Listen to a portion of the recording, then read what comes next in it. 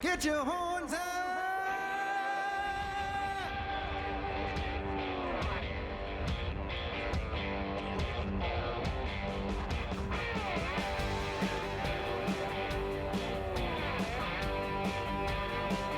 Yeah, you can hear the herd coming, baby, like it or not. We've been waiting while tailgating in the parking lot. Now that clock is ticking down, the boys are ready to go. The energy and here's electric. Let's get on with the show.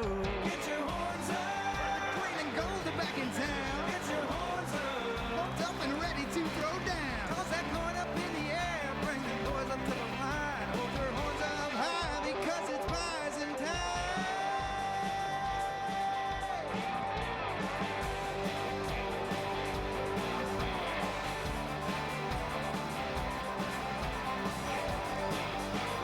Well, it is not a spring break. It is a spring 8 for the North Dakota State football team. Hello again from the Fargo Dome. Lee Timmerman and Kyle Emanuel will direct this thing for you from the booth. And Kyle, the Bison will get the football first. The offense will go out there, and we will get our first look at what Zeb Nolan does as a starter. Yeah, we will. And I think, we've talked about all these unknowns for an hour and a half now. And I think if you're Youngstown State, you have to come out and you have to do something to get some momentum on your side early. If you remember back to the game in 2019, Lee, NDSU comes out, Trey Lance and that offense comes out, they get a 3-and-out. Youngstown State does. Then they fumble the punt. Jabril Cox goes down of all people on the punt. He causes a fumble. NDSU goes on to score, and the game is basically over from that standpoint. You're the underdog in this game. Go out and do something, I guess, surprising maybe. Come out on defense, bring some pressure, try to force a turnover. When you do get the ball on offense, maybe a trick play. I don't know, something, but I think they need to do something early on to get some momentum on their side and get these young Penguins to believe in this new system that Doug Phillips has brought in. Well, obviously, Phillips and his coaching staff weren't there, but the last time that these two teams did play, the last meeting was in Youngstown, and the Bison handed the Penguins the worst home loss in Youngstown State history. That was a 56-17 win for NDSU. Trey Lance had 3 touchdown passes, rushed for another one. That's the game you might remember that we first met, I shouldn't say first met, but Kobe Johnson burst onto the scene. He had a 75-yard rush touchdown and a 94-yard kickoff return for a touchdown. Yeah, and Kobe Johnson and Seth Wilson are the 2 backs that we're going to see a lot. Obviously, we know NDSU likes to run the football, and I'm really excited for Seth Wilson. We got to see him a little bit in that Central Arkansas game. Now, as Tyler Roll described him, 1A and 1B with him and Kobe Johnson. Let's see if they can come out. We know they're going to try to establish the run early. Don't put too much on Zeb Nolan's plate. Let's see if NDSU can get that running game going early. Fran Gagne will get her started for the Penguins. Christian Watson and Rajon Nelson are back deep. Watson wears number 1, Nelson number 17. The spring season is underway, and it starts with a penalty. Hey, what else could we have in the wacky world in which this last year has been? It does make sense. It's only right, Lee, for the opening kickoff to go out of bounds. But hey, it's going to be good starting field goal, or field position, I should say, for Zeb Nolan in this offense. I'm still laughing. You're right. That's about the only way this goofy thing has started. Zeb Nolan, the senior from Watkinsville, Georgia. You see number 1, Christian Watson. I would say look for Watson to get involved early. I would too. I think, I really think he might be the most talented guy to have on offense, and I don't think you can just throw him the ball. I think maybe some reverses, some different things like that. You have to get your best players the ball any way you can.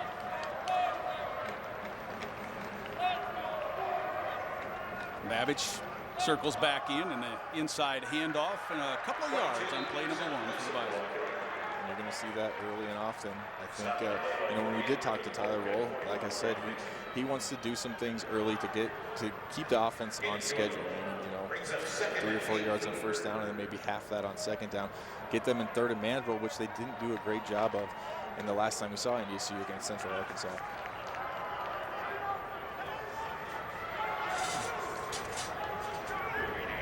Second down and 8 for the Bison out of the gun.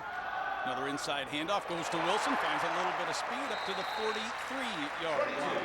Let's take a look at the Bison offensive starting lineup, brought to you by Shields, your Shields starting lineup for the Bison offense. Talked a lot about this offensive line. Jalen Sundell playing his first game. Zeb Nolan, the quarterback. Hunter Lupke may or may not be playing a little bit today. Cole Jacob, congratulations to Cole, named a captain this week and of all his work on the special teams. But of course, NDSU's offense is pretty diverse, and right now they're in a heavy personnel on 3rd and short. We're going to call it 3rd and 2. Watson will stretch and be right at the 45, which should be the first down. Almost right on cue, Lee. There you go. Christian Watson coming out and getting the ball to him early. I like it. And this is basically just an extension of your running game. I know it's only 2 yards there, but sometimes rather than doing a toss or maybe an outside zone play, you do something like this. You have to keep the defense honest. As much as NDSU likes to run the ball up the middle, you can't do it every play. Well, you get 3 downs and you need 10 yards. That's exactly what NDSU did. So it's 1st and 10 from the 45. Direct snap to Nolan. His first pass is off to the left, and it's a little flare. And it is another first down as that one is caught by Cody Johnson, the sophomore from Lawrenceville, Georgia. I love the play call from Tyler Roll. I mean, like we talked about, they're going to try to do some things early for Zeb. And this is just a simple getting the back out of the backfield. Looks like they caught Youngstown a little bit of an man-to-man. The linebacker there, 48, had Kobe out of the backfield. He gets caught up in the traffic. And that's what you want. Early, easy completions, move the sticks, and the Bison are rolling. Nolan will be up under center. Again, Jalen Sundell will be centering him. Bison moving to almost a power eye, but it's a fake off of that. Rolling, throwing, a little low, but caught on the out by Jake Lippy. Incomplete. Lippy, the intended receiver. Pass intended for number 19, Jake Lippy is incomplete. Brings up 2nd and 10. Getting Nolan on the move there a little bit. Yeah, and that play action obviously going to be a big part of the game too for NDSU. We talk about easy completions. You're going to have the back getting out of the backfield early. We saw Kobe. Play action, getting Zeb outside of the pocket's another way to get those completions. It's just unfortunately a little bit low there. Brosio was out in the flat, playing fullback, number 49. He's a redshirt freshman. And a handoff straight up the middle. And not much happening as the Penguins were right there at the point of attack. Well, this is a strength of that Penguin defense, or at least it has been since I feel like I've been around, Lee. Up front, that front 7, they're always going to be good. I think that's going to be huge for NDSU to try to establish. We know they want to do it, and we know that NDSU, unlike a lot of teams, will not abandon that run, but it's not going to be easy. And Youngstown State's, they're going to be prepared for that. If anything, that's one thing you have to try and stop against this NDSU offense. Tackled by many, but Vinny Gentile was there, Grant Dixon was there, Zaire Jones, number 1, the strong safety, was there.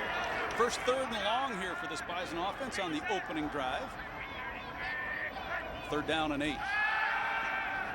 Nolan set on time, looking deep to Watson. Overthrown, incomplete.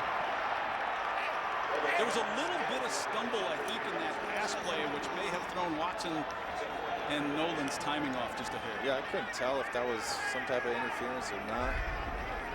We'll see here with Christian. And we talked about it, and I think that was more just him stumbling. I think that's good defense. I am a little bit biased. I'm going to, even though I am an NDSU guy, I'm going to side with the defensive guys sometimes too. I think that's just good football play there, and I like the rest of the play.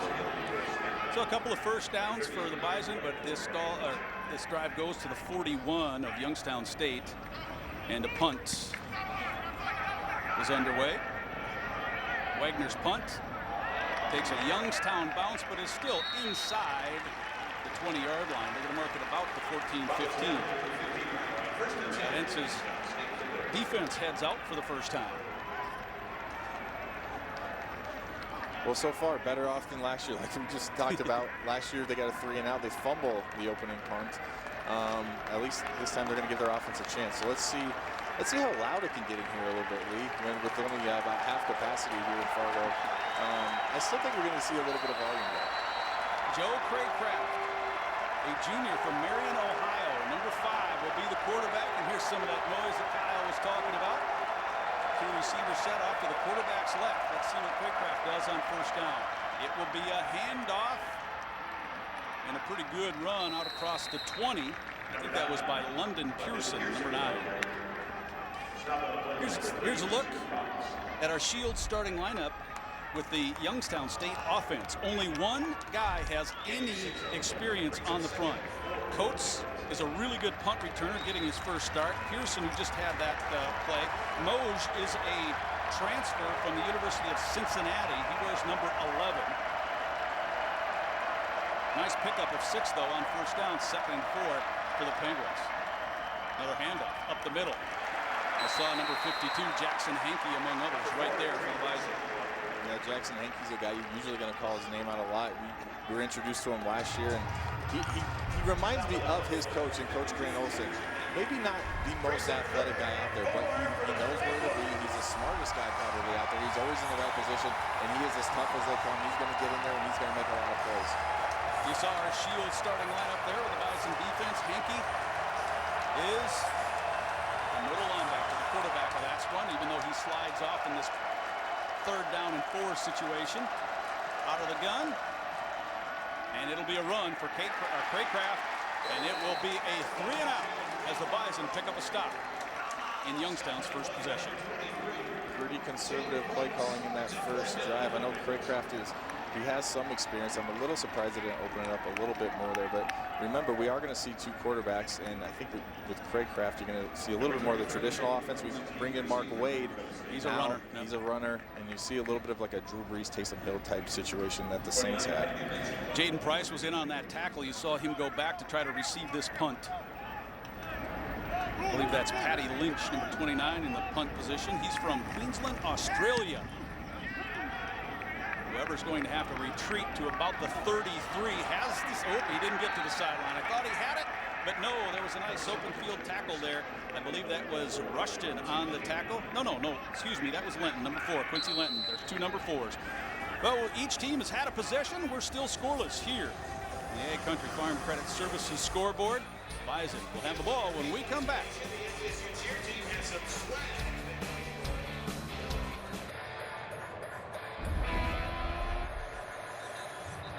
Is your Bison headquarters. Shop the exclusive Coaches Collection in store and online at shields.com. Bison take over at their own 37-yard line. First attempt to Bison at the 37-yard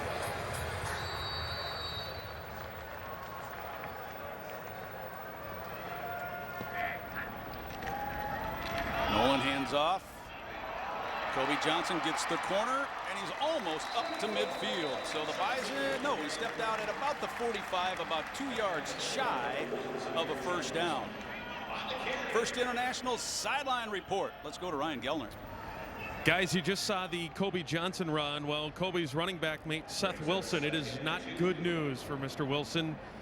Of course, he has battled injuries his entire career. Guys, he is out again. It is a left knee injury for Seth Wilson. He right now is being stabilized on the Bison bench. The crutches are out, and we'll try to figure out the status of Seth Wilson. Right now, questionable. On 2nd and short, Nolan goes to the air, and it is complete to Cole Jacob. This is one of those dirty shame categories you hear. Nodak Insurance Company replay. Here's Seth Wilson running it. He had a knee injury in the spring of last year.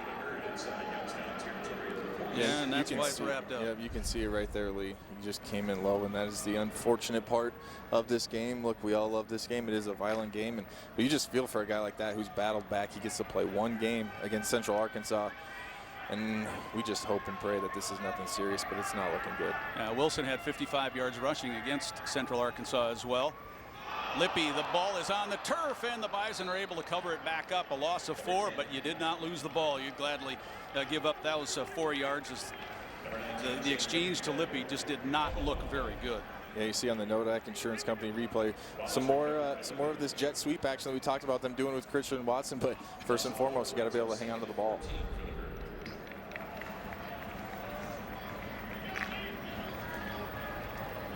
Probably the greatest variable in the outcome of a football game, that turnover column, isn't it? It really is, and it's something, trust me, it's talked about, and it's one of the goals for both these teams. 14 yards to pick up a first after a play fake. Nolan will get a little pitch ahead there to Noah Gindorf. Gindorf, hey, he's a big kid.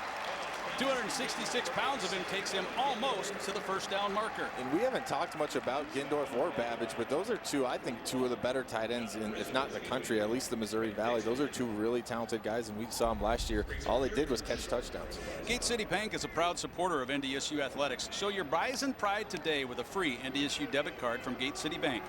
Visit gatecity.bank/mycard or visit one of our convenient locations to get yours. Go Bison, Gate City Bank, for a better way of life.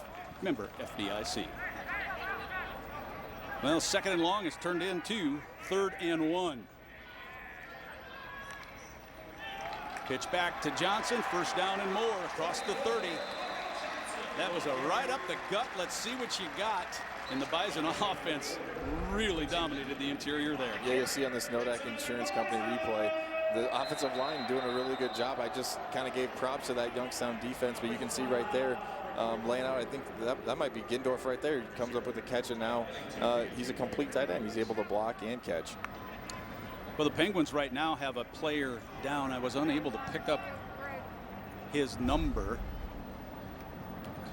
All right, tell you what, we'll go to the break as they take a look at the Youngstown State player. We'll be right back. Bison are in Penguins territory. 1st and 10 from the 31 when we come back.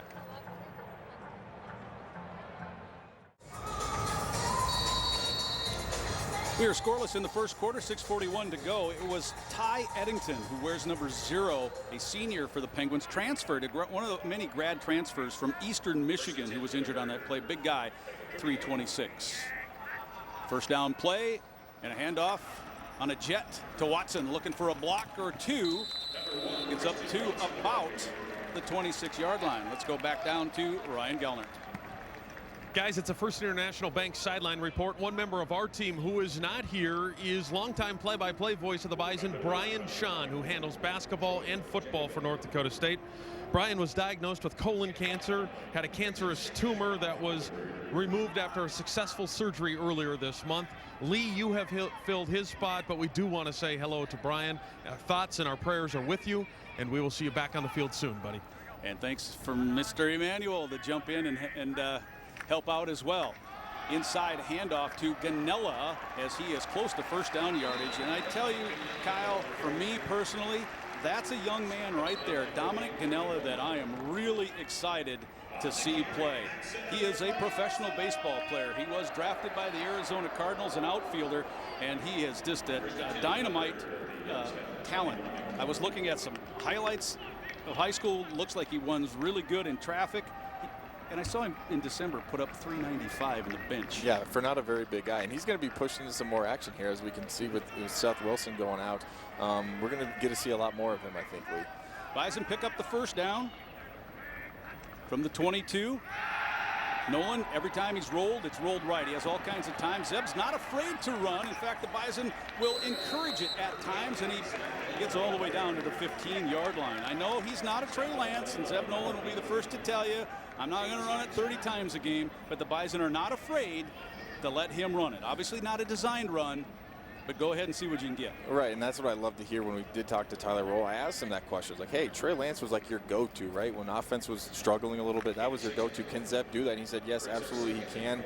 And more importantly, I think just from his teammate standpoint, he's willing to do it.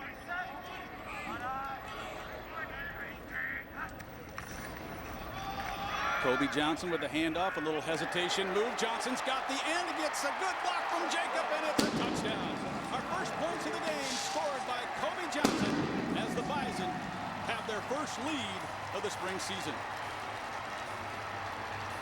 Just a really good play design. You're going to see kind of a gap scheme here from NDSU. They pulled 2 offensive linemen, but this was a lot of Kobe Johnson, right? Sometimes you draw up a play and it works out well, but your running back has to make some people miss, and he does a really good job, as you're going to see right here on the Nodak Insurance Company replay. Sometimes you just got to make a couple people miss, and this is what we saw a little bit from him last year. Bison going for 2, and they will get the 2 as it is run in for the 2 points.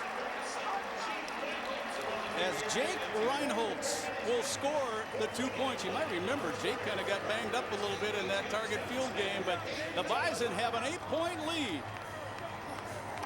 As you guys look at this touchdown, we will head to break. NDSU with 6 from Johnson, 2 from Reinholtz. and they're ahead. And the Bison 16-60 half. Bison 16-60. Your home. Matt Entz's team with an 8-point lead, and that's one thing we found out last year in Matt's first year as a head coach. He was not afraid to do something unconventional on 2-point conversions. Yeah, Lee, he said he wants his opponents to have to defend every single part of this team, special teams, offense, defense, and he showed it last year, a willingness to do it, some key points, and he did it again here in this opener. Kickoff, the Doug Phillips team will go through the end zone, and the Penguins will come out on first down. Let's take a pause for a quick message from Bank of North Dakota. Whether you're a parent, grandparent, friend, or family member, College Save is the perfect gift for your pride and joy. Now with more qualified withdrawals and $25 contributions, there's no reason to wait to help save for your pride and joy. First and 10 for the Penguins at the 25-yard line. Well, the Penguins have it at the 25-yard line and only have 7 yards of total offense so far in the game. And I know it's early, Lee, but doesn't this kind of seem like an important drive a little bit? Like I talked about it in the beginning, you know, they are the underdogs in this game, and they need something good to go for them, something good to happen to them, so they get some belief going. I know it's only 8-0, but it feels like this is kind of an important drive early on in this game. And Craycraft will take it from his 20. Handoff straight ahead, and and nothing. I believe that was Pearson again. Nope, excuse me. Number 8, McLaughlin is the runner. This kid has quite a background in Division II. McLaughlin, number 8. In fact, he's a 2-time finalist for the Harlan Hill, which is the Division II, I guess, equivalent of the Heisman Trophy, and he transferred in. Yeah, and he's listed as 3rd on their depth chart, but even David Braun said, this is a guy we're worried about. He has a little bit of juice and unable to get something going there, though. Loss of 1 on the play. Craycraft will keep it. Nothing there. Might have got 1. That was actually Mark Wade. They're the second quarterback that we talked about. And right on cue, they do some quarterback run game. Let's take. Go ahead, Kyle. Yeah, like we talked about, this is the +1 running game, right? The quarterback, you have more guys able to block and just you not fool. I think they, you know, obviously they know number 7 comes in the game. Be ready for run. We'll take our chances with the pass. Yeah, now Craycraft is back in. And we've seen that work. Like I mentioned, Drew Brees, Taysom Hill. That worked really well for them. Drew Brees couldn't really push the ball downfield as much later in his career, and it was able to work for him, bringing in Taysom Hill. We'll see if it can work for Youngstown. Youngstown has some big tight ends, but they give the handoff to McLaughlin, getting the corner, but not enough for the first down. He needed to get up to the 35. He will be short of that on that 3rd and 10 play, but there is a flag. Stop on the play by number 92, Lane Tucker. Penalty flag on the play.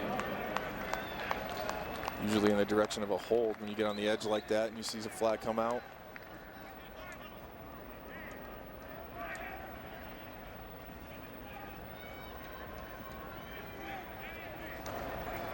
Holding. Offense, number 11, 10-yard penalty. Still 3rd down. Aaron Adams is our referee, the white hat today. He and his crew.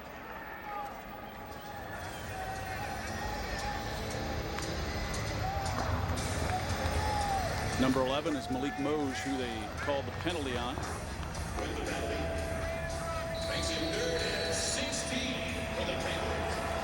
Well, 3rd and 1, 3rd and 16.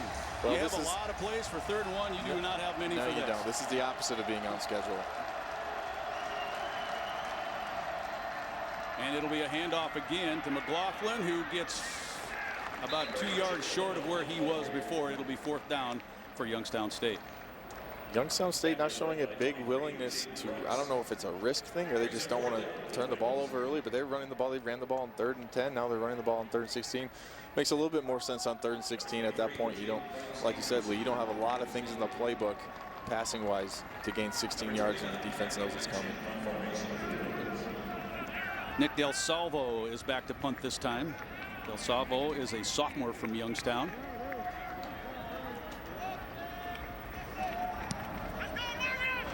Nice high punt. Fair catch is made. The Bison offense will come out 1st and 10 from about the 31. Let's pause now for a quick message from Advanced Business Methods. Trust advanced business methods for all your print and document solutions. From multifunctional printers to managed print, ABM has the experience to keep your work flowing. Contact us today to advance your business.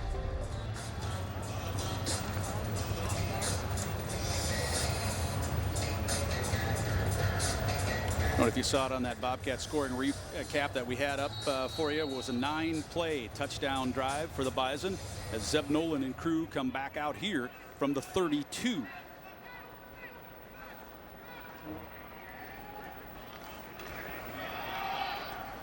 Up the middle, up to the 39, gain of 5.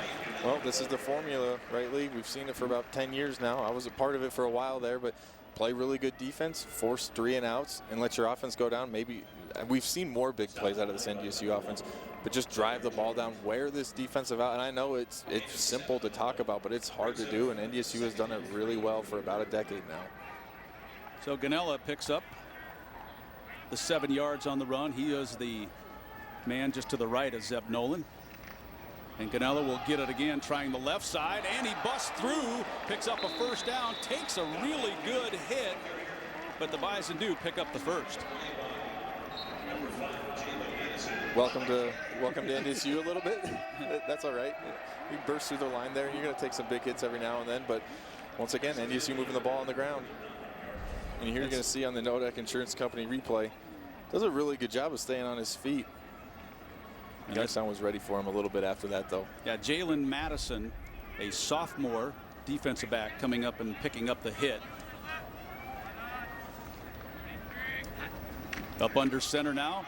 Bison continue to try to work the middle. Not much there. Maybe across midfield by a yard or so. That looked like, to me, the bread and butter A-gap. Expenses piling up this semester, whether it's a new laptop, college books, or a much-deserved winter getaway trip. Turn to Gate City Bank for a personal loan with low rates. Gate City Bank, for a better way of life, member FDIC, equal housing lender. Yeah, like I was saying, Lee, just that bread and butter A-gap power that we've seen from NDSU for so many years, and I had to go against for 5 years. It's not always fun. I mean, you're only trying to get 3 or 4 yards, but it takes a toll on a defense. Ganella again. Not much opens up this time as the Penguins are right there to stop it. Maybe a gain of 1. Third down coming, 3rd and long, end of the first. So 1 quarter is in the books here from the Fargo Dome. On the Ag Country Farm Credit Services scoreboard, the Bison lead it by 8.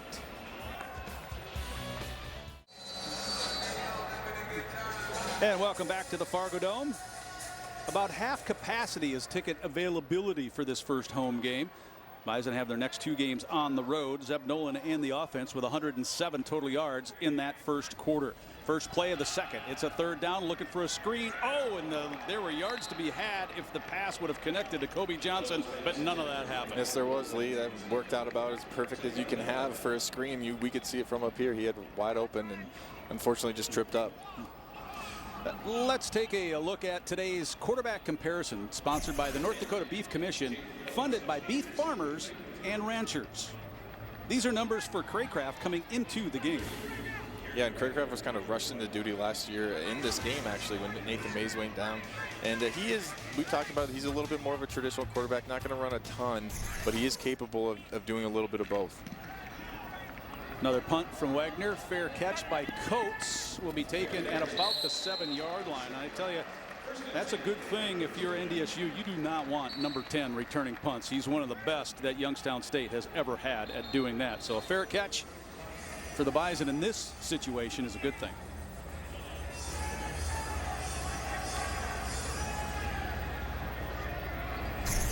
Now let's take a look at the Bison side of our quarterback comparison. Once again, funded by beef farmers and ranchers.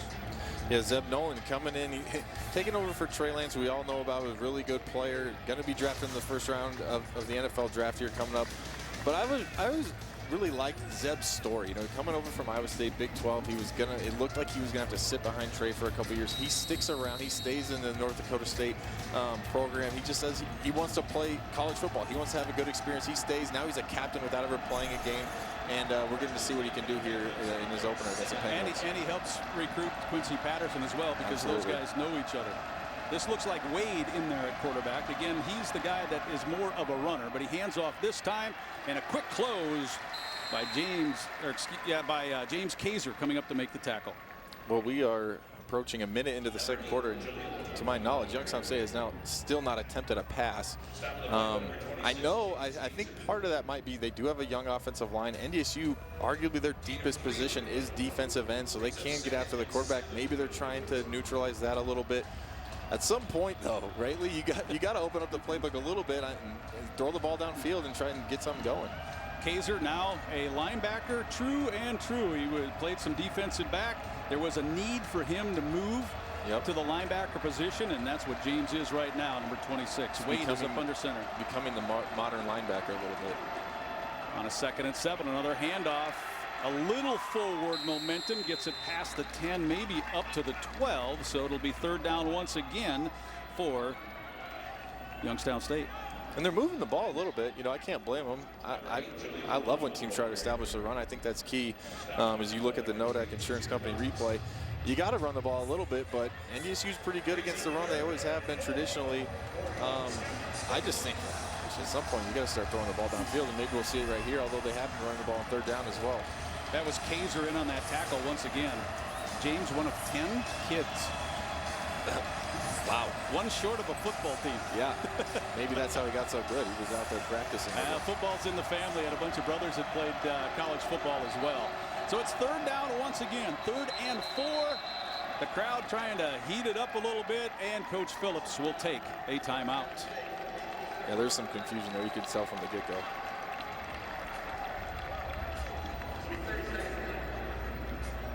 As Coach Phillips calls his team to the side, let's take a quick pause for this message from Shields.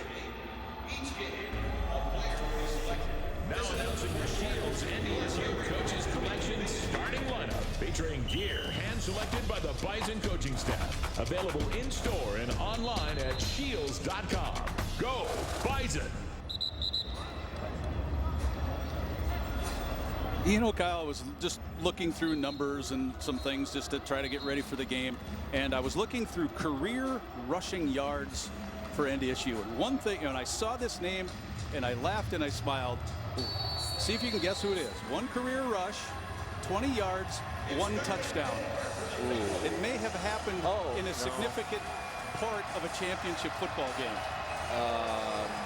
It was Jimmy Football's fake field goal. That's what I was going to say, James Hendrick, but he had to have more rushes than that. That's funny. No, he had the 1. It's 3rd down for the Penguins. A little delayed handoff. Tristan Turner goes down, and the Bison defense comes off the field again.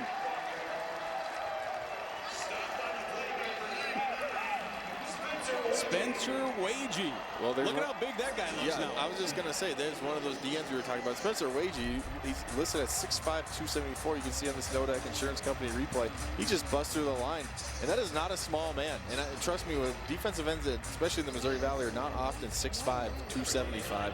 That is approaching NFL size right there. Well, that's one of the advantages Wagee has with that extra size on a passing type down. He can move inside, and he beats the center in that regard. Yeah, and it gives, we talk about his size and all the depth they have at defensive end, it gives defensive coordinator Coach Braun, you know, the opportunity to move some of those guys inside in those passing situations, get some more speed on the field. The Bison will have a short field. In fact, only 40 yards away from the end zone when we come back, but NDSU with an 8-0 lead.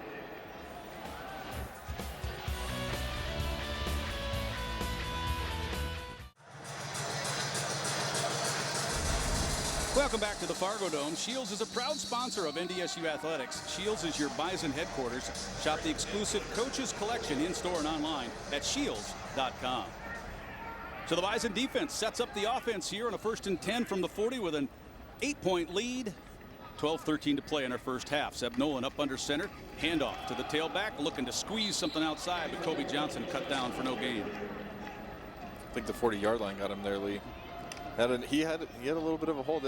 Once again, this offensive line doing a good job of giving him some opportunities. I wouldn't be surprised to see a shot here, right? You're in the fringe. This is what you call the red zone fringe, or you're in the plus territory. You're past the 50-yard line. You only need a few yards for getting to field goal range. Maybe a shot to Christian Watson here, if he's even on the field, which he doesn't look like he is. Nope, he is not. But two tight ends here with they go. Yankee and Babbage, and I think there was that Gindorf maybe out there too. You line up in 13 personnel and shift to 11 personnel. Nolan looking left, little square out, caught by Cole. No, that's Jake Lippy. Lippy stretches, tries to get the first down, and marked at first down yardage. Well, this was kind of the first look we've had at Zeb on just a true drop back. We've seen a lot of him rolling out, and you see as on the Nodak Insurance Company replay, and he's just decisive. I remember this is kind of similar we saw with Trey Lance last year. You just didn't really know what you're going to see. We haven't seen a lot of him. He's a young kid. Obviously, Zeb's a little bit more experienced, but just being decisive and making your reads, making a throw, quick, precise throw, getting the first down and moving the chains. That was a great angle at looking at the eyes of Nolan, too, as he was looking downfield. So it's a 1st and 10 now for the Bison. And here might be that shot you were calling for. Nope, it's a deep out. Cole Jacob up to the 15.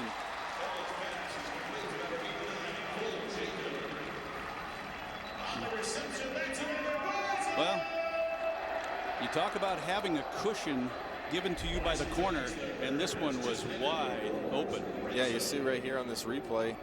And when you're running slipped a little. Yeah, when you're running the ball that well, sometimes you just get one-on-one and you see, hey, can my guy beat yours? And right there, Cole Jacob was able to do it. So a pass play to Lippy and a pass play to Jacob. Has the football down inside the red zone. 1st and 10 from the 16. Handoff. Trying to bounce. Still on his feet. Down to about the 11. Want to pay off student loans faster? Gate City Bank's Better Life Student Loan Program has no fees and a low fixed interest rate to help you put your hard-earned money where it matters most. Join other Gate City Bank homeowners who have saved over $20 million in student loan interest. Member FDIC, Equal Housing Lender. We're already seeing from Tyler Roll the multiple personnel groupings he can use. Right? When we talked to him, he said they might play 6, 7 receivers. They obviously have good tight ends. They're going all over the place with these personnel groupings, and I think that keeps the defense on their toes. Christian Watson one-on-one near side. No, goes back over the middle trying to get tight end Babbage.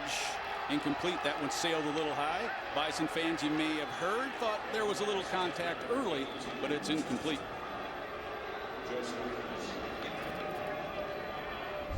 Yeah, you can see on this Nodak Insurance Company replay. He's riding pretty good. Yeah, I would say that warranted a flag, but sometimes you get away with those.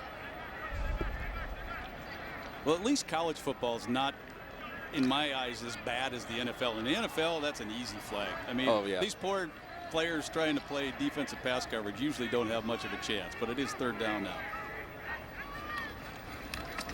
And it's a keeper by Nolan. Run down from behind, gets to the 10. 4th down coming. There's a quarterback run game we talked about. That was the Trey Lance bread and butter right there. In fact, he probably scored almost on that exact same play, the first touchdown against Youngstown last year.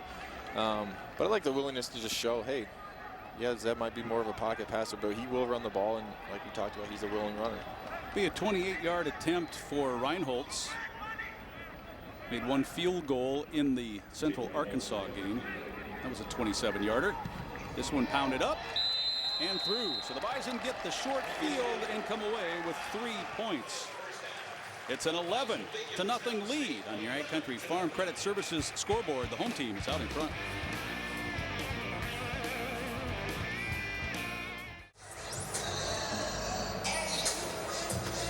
And welcome back to Bison football on the KBLY KFYR Bison Television Network.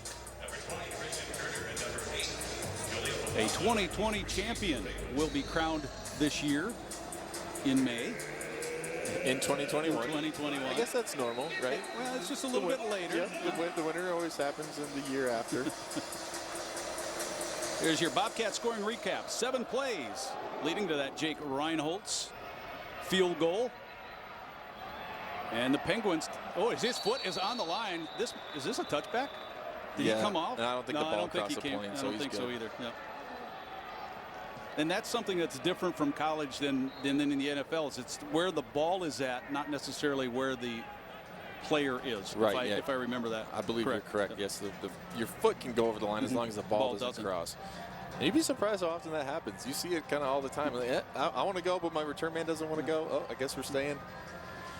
But Lee, if you're Youngstown State that last drive, Bison get the ball on the 40-yard line, you have to be happy with the field goal, right? I think the defense did a good job. Now they just have to get something going offensively, get something positive for this team to kind of start to believe in, hey, we have a chance in this game. Spencer Wagey looking where he was going to line up here. Doug Phillips' team has not thrown a pass yet today. 1st and 10 from its own 25. There's the first pass. It's over the middle and it's incomplete. Oh, Cox was close.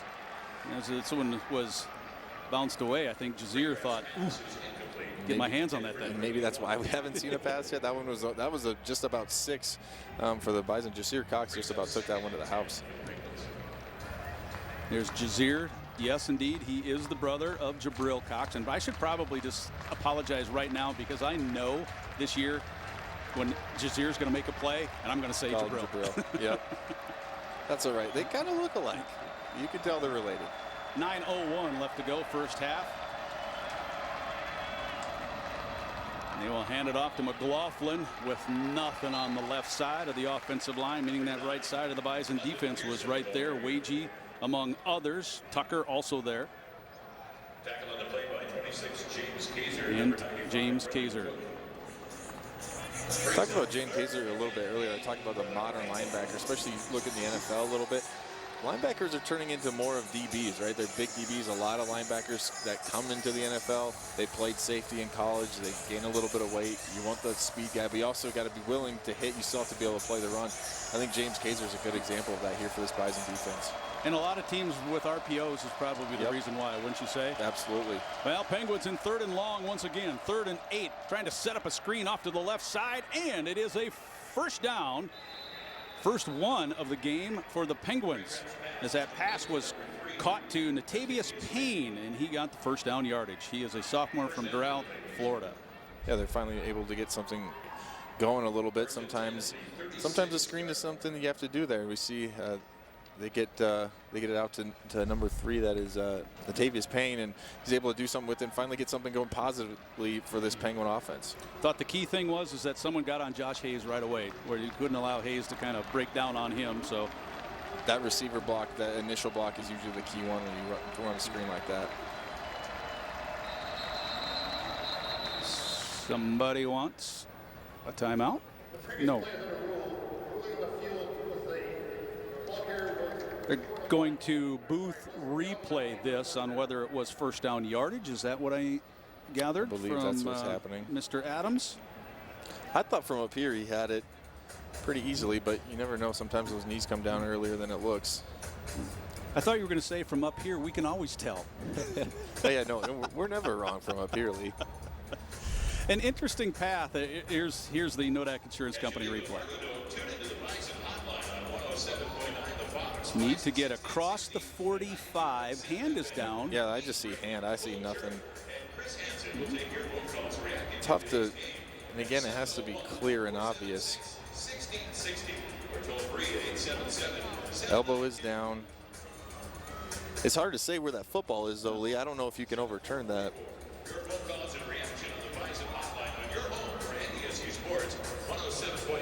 Clive Townsend, by the way, is our replay official, and he's the one that called down and said, hey, let's make another look and take another look at this. I was about to say that Doug Phillips, as we saw him, the head coach, he's got an interesting path to becoming the head coach here at Youngstown State. His last 3 years, he was at the University of Cincinnati as the tight end coach, and he was at Iowa State, the director of player personnel, so he knows a little bit about Zeb Nolan, because Nolan and the defensive coordinator, Joe Schaefer, were also at Iowa State together, so there's a little bit of a tie there. And before the game, we saw Coach Phillips come up, find number 8, gave Zeb a great big hug about an hour or so before the game. I thought that was pretty cool. Yeah, that was a pretty cool moment for them. And you kind of forget all the different ties that NDSU had to go through when they're talking about film and trying to prepare for this game. There's a lot of places that these coaches have came from. But Phillips was a high school administrator from 08 to 15. Then he was at Bowling Green before that. His ties with Coach Tressel at Ohio State as a graduate assistant. As the handoff goes to McLaughlin, and he runs into some green and gold, and McLaughlin goes down for a loss of 2. It is obvious to me anyway that at least recently Youngstown's trying to find something on the left side of the offensive line, and there really isn't much there. It sure seems like, and this just looks like I think this is just a zone running play over to the left. Nothing fancy about it. NDSU rolls another safety down into the box. They got an 8-man box, and you think they're starting to catch on that Youngstown's trying to establish the run. I think the Bison are well aware that that is what they were trying to do. We should say, though, that big number 77, Dan Baker, you see him on the left side. He's the left tackle. Another reason they're running left. He's got 21 starts. The other 4 guys have 0. Second down and 12. And the ball is bounced up and incomplete on a slant to the near side. Trying to hit Moj. It almost looked like another touchdown, didn't it? Jasir looks like, I love it. He's sitting back in zone. He's got zone eyes on the quarterback. You see him pulls the trigger, and he's trying to make a play on the ball. And kind of looks like at this point he's going to get one at some point this game. I want you to follow up a little bit about the eyes. You said it there. Quarterbacks influence defensive, especially linebackers and D-backs, by their eyes. If you lock in early, you're giving the play away, aren't you? Yeah, absolutely. And that's what you love about a young quarterback or an inexperienced quarterback. Sometimes they tell you exactly where they're going to throw it. More experience, sometimes they'll look you off, and it makes it a little bit harder. Let's see what Craycraft does here. He rolls to the near side, has 3 receivers in the formation. This will be long out of bounds, so no chance at all. Trying to hit Coates, I think, was the deep man of that route tree, and it is a 4th down situation, 4th and 12 for Youngstown. Well, they roll him out. They kind of gave him a deep, a middle, and a short, shallow option. There just wasn't a lot there. I mean, either way, it was going to be a tough throw at the sideline. And once again, NDSU defense does a good job of holding. Braylon Henderson is back deep to receive this punt.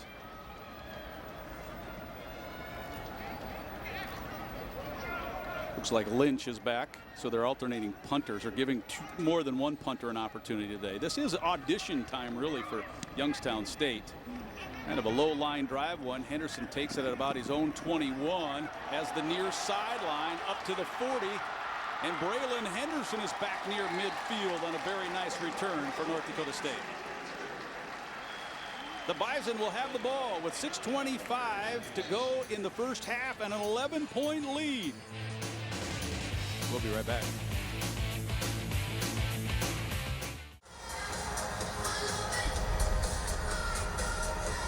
Gate City Bank is proud to support NDSU Athletics. Show your Bison pride today with a free NDSU debit card from Gate City Bank. Visit gatecity.bank/mycard or visit one of our convenient locations to get yours. Go Bison, Gate City Bank. For a better way of life, member FDIC. On a first down play, here's the shot we were looking for, deep to Christian Watson. And here comes the flag. What do you think Kyle and I were talking about during the commercial? Yeah, I was just going to say, in the break we talked about it. Look, they're going to line them up out there one-on-one, and NDSU kind of gets into that I formation. You have to be able to respect the run. And I'm throwing it to Christian Watson every time. Defense, number 21. That's a 15-yard penalty from the previous spot. An automatic. First down.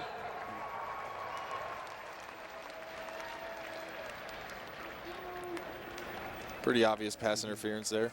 But like I said, yeah, if you're Zeb Nolan, that's got to be your safety blanket right there, right? Christian Watson, I think the best player on your offense. If you get him one-on-one, especially in this fringe area like we talked about earlier, why not take a shot to him? Hopefully worst-case scenario, incomplete pass, or you get pass interference or touchdown. Yeah, Kean Martin on the coverage there, a freshman. Here comes a first down play. Nolan looking for a screen on the backside, and he has it to Gindorf, who is corralled right there, a loss of about 2. Noah Gindorf, the first 5 catches in his Bison career were all touchdowns. And what was, I don't know Babbich's numbers, but his had to be up there too. I mean, it seemed like, we do know Tyler Roll is the tight ends coach, right? Maybe, I don't think he's shown any bias, but those guys are talented, and it seemed like last year all they did was catch touchdowns. Or I should say 2019. Yeah. The play from Babbich I'll remember most is the 88-yarder, which is the second longest play from scrimmage in Bison history. An 88-yarder he had against Western Illinois, I believe it was. Handoff on 2nd and 12. First chance for the redshirt freshman, Jalen Bussey. Jalen, not a big guy. They list him at 161 pounds. He's 5'5". Obviously has very good quicks. Yes, he does, and I remember being introduced to him last year. I forget which game it was, but I feel like he burst onto the scene as well. And There's some depth at running back. Obviously, losing Seth Wilson early on in this game hurts NDSU. I think he was their most consistent kind of staple for a running back. But they definitely have other guys back there that can get the job done. 3rd and long for Nolan and the Bison offense, working on an 11-point lead. We're under the 5-minute mark of the first half. Nolan looking left, and he's going to almost force that way Watson's way, even though Christian, it seemed like he did not get a very clean release.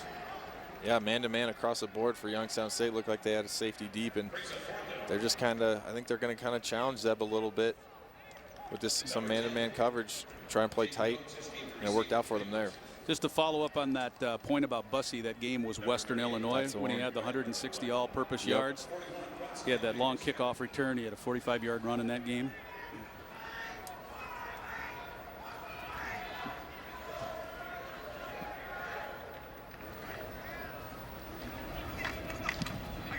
Trying to pin the Penguins deep, angled to the right side. This will be inside the 10-yard line and right there at the 5. Let's pause for a quick message from Tobolt Seed.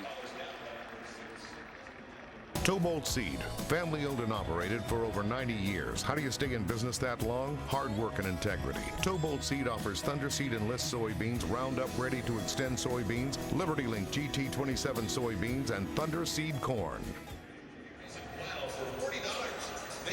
Well, it's pretty obvious that the offense has struggled. Craycraft coming out here, just 32 total yards in the game so far, and now you start at your own 5. Well, and Garrett Wagner's been doing a really good job of pinning them deep, and yeah, like you said, when you're struggling offensively, the last thing you want is to be pinned back in your own 5-yard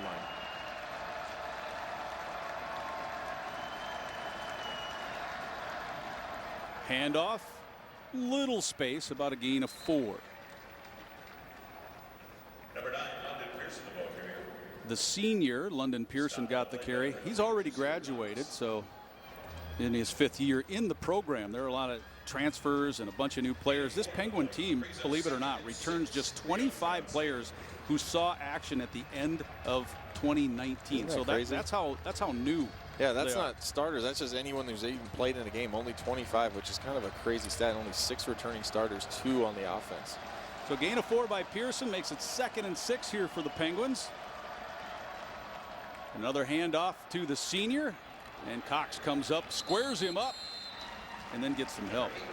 This is a really good play by Jasir Cox. He's having a good start to this ball game, isn't he? I mean, that might be his first tackle, but he's almost had 2 interceptions.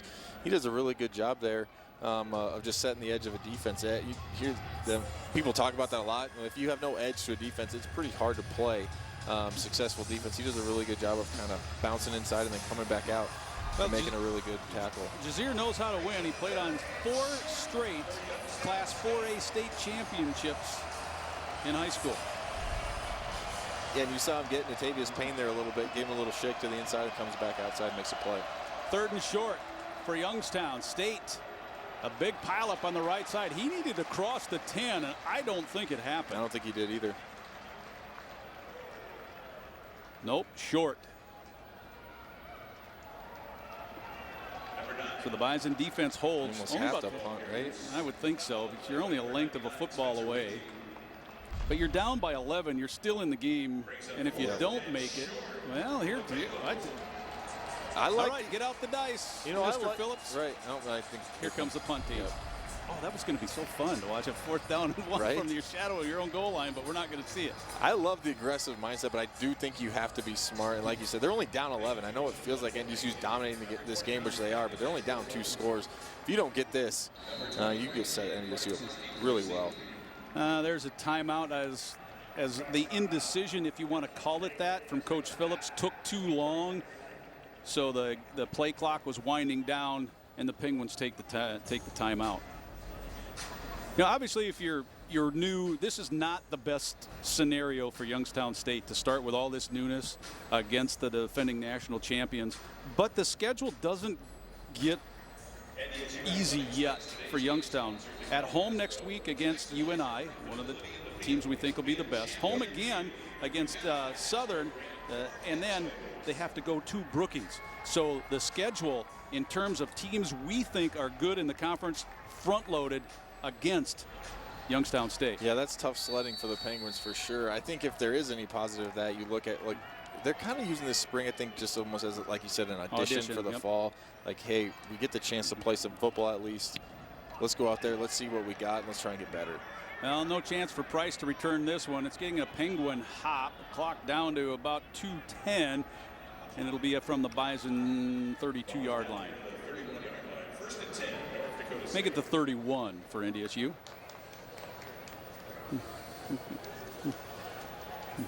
Hey, Ryan Gellner has a First International Bank sideline report for us. Ryan? Hi, guys. Just an update from the Missouri Valley scoreboard. Of course, this is a Sunday, so no other games in the league today. But let's look back at the last couple of days. Of course, South Dakota State with a nice win against Northern Iowa. All defense for South Dakota State. They win it 24-20. North Dakota welcomes to the league with a huge win over Southern Illinois. That was up in Grand Forks, 44-21. The Fighting Hawks win. The Bison, they travel to Southern next week.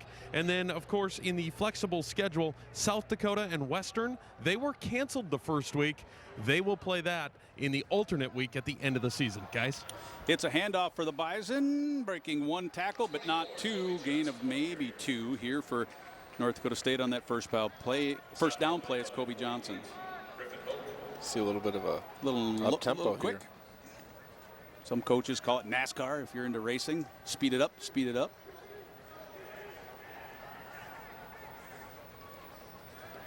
Nolan looking left. Has to backpedal a bit, and then he throws it away. Hoping Cole Jacob could get open, but he was covered fairly well. Freshman on the coverage once again. Yeah, good job by Youngstown State coming out defensively. NDSU shows a little tempo. Sometimes as a defense that speeds everything up. As a defense, you like to know. You guys like to get lined up. You like to know your job, your responsibility. Sometimes when they come up quick, that can throw some things off. Even able to get a line stun up front and some good pressure. Force Nolan into a tough throw. 3rd down and 8.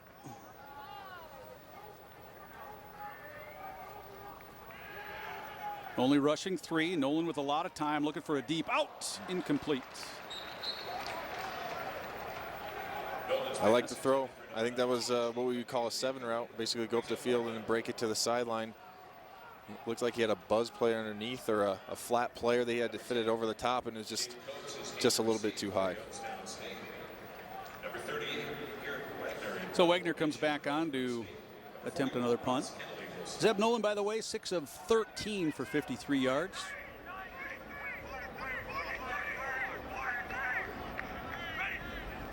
Coates back to receive this punt. Low line driver. Does it give him a hop? He'll take it at the 21. And in on the play, Destin Talbot. Well, NDSU's even winning the special teams battle. I know Youngstown's done a good job a couple times getting some punts to switch field position, but even, you talked about their returner and his ability for Destin Talbot. That's a big play. I got to give some shout outs to the special teamers. That was a little bit of my job this last year, so I understand. I understand what they mean to a team and how important they can be in winning a ball game. I will say one of the things that was fun to watch, every once in a while we had an ISO camera on you on kickoffs. That was fun. Those are back in my younger days. Yeah, you were younger then, and so was I. I was a little more reckless back then, too. It'll be a keeper, but nothing there. The Bison had it sniffed out. Look. Is that Jaden Price coming in to play a good play from corner? Yeah, Price was there, and I think he had a little help there from number 95, Brendan Cook, as well, the defensive end. There's nothing better than a corner willing to come in and mix things up in the run. Those guys are out there. They get paid, so to speak, to cover people. They don't always want to come in on the run, but when you have a corner that's willing, trust me, it makes your defense that much better. They have to set the edge of the defense sometimes, and when they're willing to do it, it makes things that much easier. Well, the simple way here at NDSU, I guess, if you don't tackle, if you're a corner, you're not going to play. Exactly. Here's a handoff to Turner. Nothing there once again. Yeah, that was probably more my NFL days talking right there, Lee, because some of those guys don't always love to do it. At NDSU, it really wasn't a conversation like you talked about. I don't know. The way the approach here for Youngstown, I doubt that the Penguins may even try to get another play off here. We're 20 seconds away from halftime, and it does not appear like that is a big priority here for Youngstown State. Yeah, I'd be very content going into halftime down 11-0. The way this ball game is gone, you can go into halftime and say, hey, we're down 2 scores. That's a major victory for the Penguins. So the Ag Country Farm Credit Services scoreboard at halftime is NDSU 11, Youngstown State 0. Up next, our Proceed halftime report, but we won't go away until we get a chance to hear from the head coach of the Bison, Matt Entz. Matt's first year, all he did was win every game. Become the first team since 1850 whatever, or 1890 whatever it was, to go 16-0. It looks like Ryan Gellner is in position. If we're ready, we will go down to the field and hear from Coach Entz. Matt, let's start on the defensive side. Really, really good defense. He gave up just 1 first down. Doing a good job. You know, Coach Braun's changing it up on them a little bit. We brought some pressure. We played some big zone. We played a little bit of man. I think there's some things that we can continue to adjust as we kind of see who they are. You know, this is the first time we've seen them offensively as themselves. We've been just kind of speculating, so this has been good for us. How about the take on your offense? Offensively, pretty balanced. Extremely balanced. It's what we wanted to do. We didn't know what they were going to do. They've shown some 4 down, a little bit more 3 down of late. I'd like to see us a little more efficient on early downs. We're too many second longs, third long scenarios. We need to be able to. I like our run game when we get it going. You know, we can gain 4 or 5, and hopefully those turn into 10 or 12 later in the game. Good luck in the second half, Coach. I appreciate it. Thank you. Lee, back upstairs. Thanks, Ryan and Coach Entz. Stay tuned for the Proceed halftime report. The Bison defense pitching the shutout. Zeb Nolan in the offense has 11 points on the board. We'll be right back to the Fargo Dome after you see this.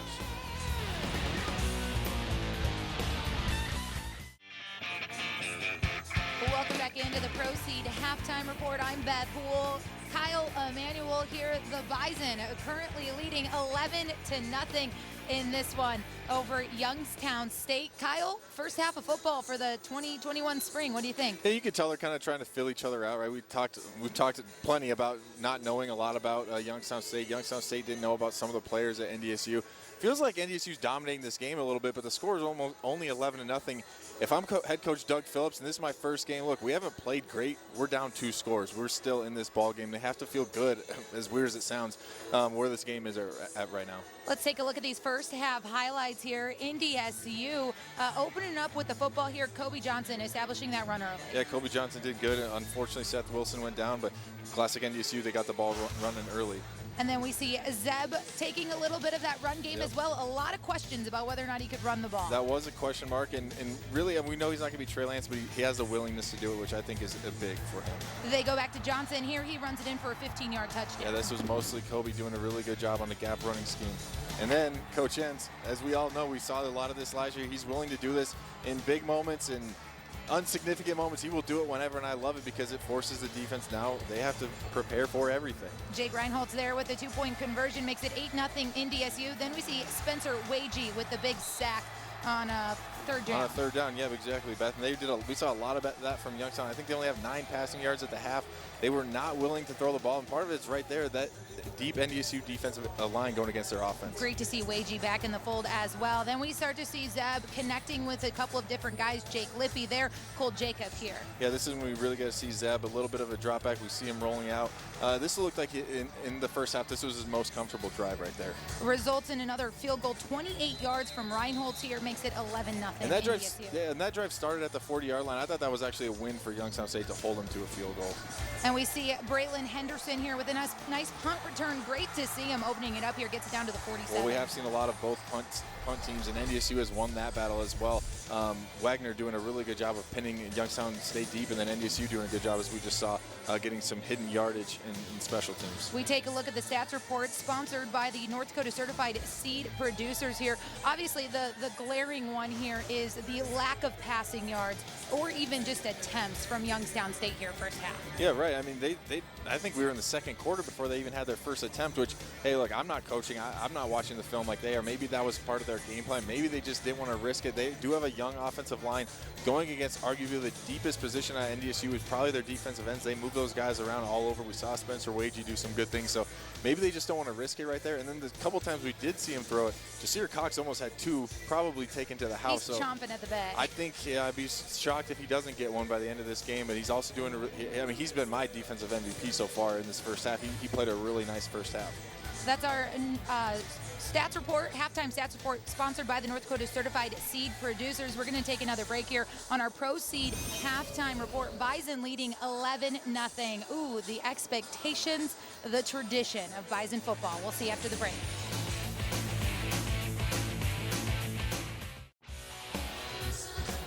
Welcome back into the Pro Seed halftime report. NDSU leading Youngstown State 11-0 here at the halfway point in the Fargo Dome. Beth Poole, Kyle Emanuel joining you here for this Pro Seed halftime report. Kyle, a little bit of a different start to the Missouri Valley Conference this year. Obviously, it's February, but beyond that, NDSU playing on a Sunday, but the whole action started on Friday with South Dakota State at Northern Iowa to open up on a Friday night for this league action. Yeah, I think it's good and bad, right? I mean, obviously we have all this chaos, but FCS and specifically the Missouri Valley is getting a little more attention. They're the only football going on right now. That was kind of the marquee matchup, right? SDSU, UNI.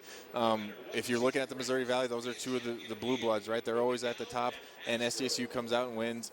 And I think, you know, if you're going to come out and you have to win a game early on, that's a good one to win, and they're gonna have some confidence now rolling into the rest of this conference. SDSU also starting a true freshman this year after some injuries, some COVID issues. He was kind of the guy that had the most action throughout the season, and so, or throughout all the preseason stuff. So really able to kind of get his feet wet, had a strong first half, had to fight through some adversity in the second half, but he got the job done. Takes us into Saturday's action. UND defeating Southern Illinois 44-21. Yeah, if you had to call it a shocker, I guess that was the shocker of it. Welcome to the Valley. Right, UND's true debut. Although I think it helps. I think Southern turned the ball over about 5 times in the game. They made a lot of self-inflicted wounds, but hey, if you're UND, welcome to the Valley. You'll take a win no matter how you can get it. On top of that, of course, South Dakota and Western Illinois, a game that was canceled 2 weeks ago now because of COVID concerns, and then Illinois State and Missouri State canceled this week because of weather. Some of these issues that are definitely going to come up as this season continues to unfold. Yeah, I think you're going to see a lot of that. Hopefully this is not the beginning and it's going to end sooner, but that's just something we're going to have to deal with. That'll do it for us on the Pro Seed halftime report. We'll be back after this break with more from the Fargo Dome.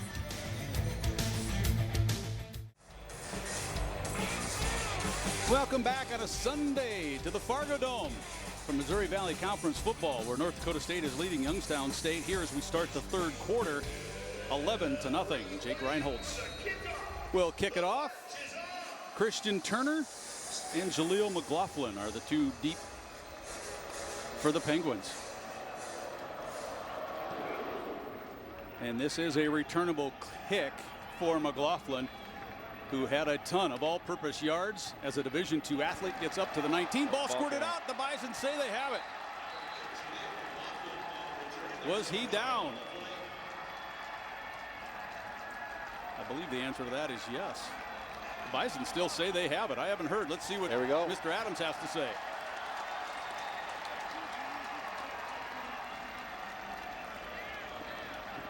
Well, he said something. Oh. But he said down and pointed Youngstown State's way. Well, his ref he's talking to right now just said that it was Bison ball. This ball is down. He's down. Yeah, I would say he's down. The elbow hit the turf and it looked like it popped out from there. So McLaughlin does not turn it over here. He led all of Division II. The previous play is under review. Ruling on the field with the ball carrier was down prior to the fumble coming out. I don't think anyone knows what's going on here. Leah, NDSU offense is running out on the field. One ref saying it's Penguin ball, one's saying Bison ball. We'll get it figured out here. And we'll let Clive Townsend and his crew look at the replays. Here's what I thought was elbow first, play is over. Yep, I would agree with you. I think sure looks like Penguins ball. It's going to stay Penguin ball or go back to the whatever they ruled. I guess stay, wouldn't it? Yep, I think stay. Yep, here comes the NDSU defense. And that, I mean, if you're Youngstown State, you just avoided a disaster right there. I mean, that is not a way. I talked about it earlier. Special teams play really turned this game the last time these 2 teams met. It was a punt return. This is still a ball game. This is a 2-score game, so that would have been spelled disaster for the Penguins. That was Wanye Tillman, I think, was the first guy who, number 34, who kind of makes the tackle. Yeah, Tillman right there. Redshirt freshman from Cannon Falls, Minnesota.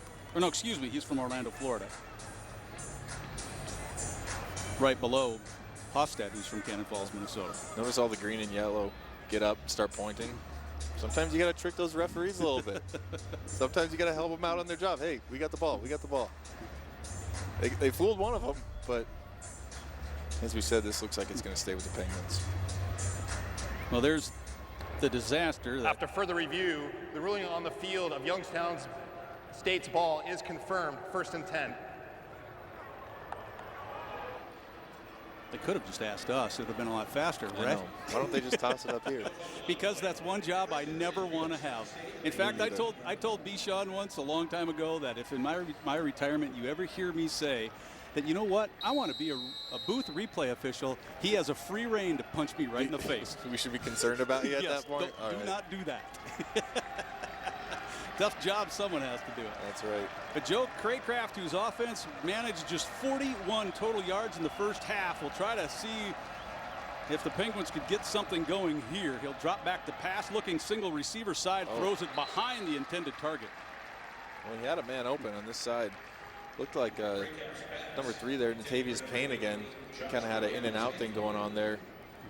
He had him open over the middle, but he decided to go to the single top side. And is that yet almost another interception? Well, it was thrown closer to Josh Hayes than the receiver. Josh has a couple of career interceptions.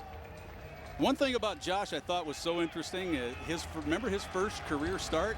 National championship game against JMU. Right? Yep. What a way. Well, be welcomed into college football. 2nd and 10, and we have a handoff, and nothing going here. I tell you, with nothing going on the field, let's go to the sideline and see what's going on with Ryan Gellner in this First International Sideline Report.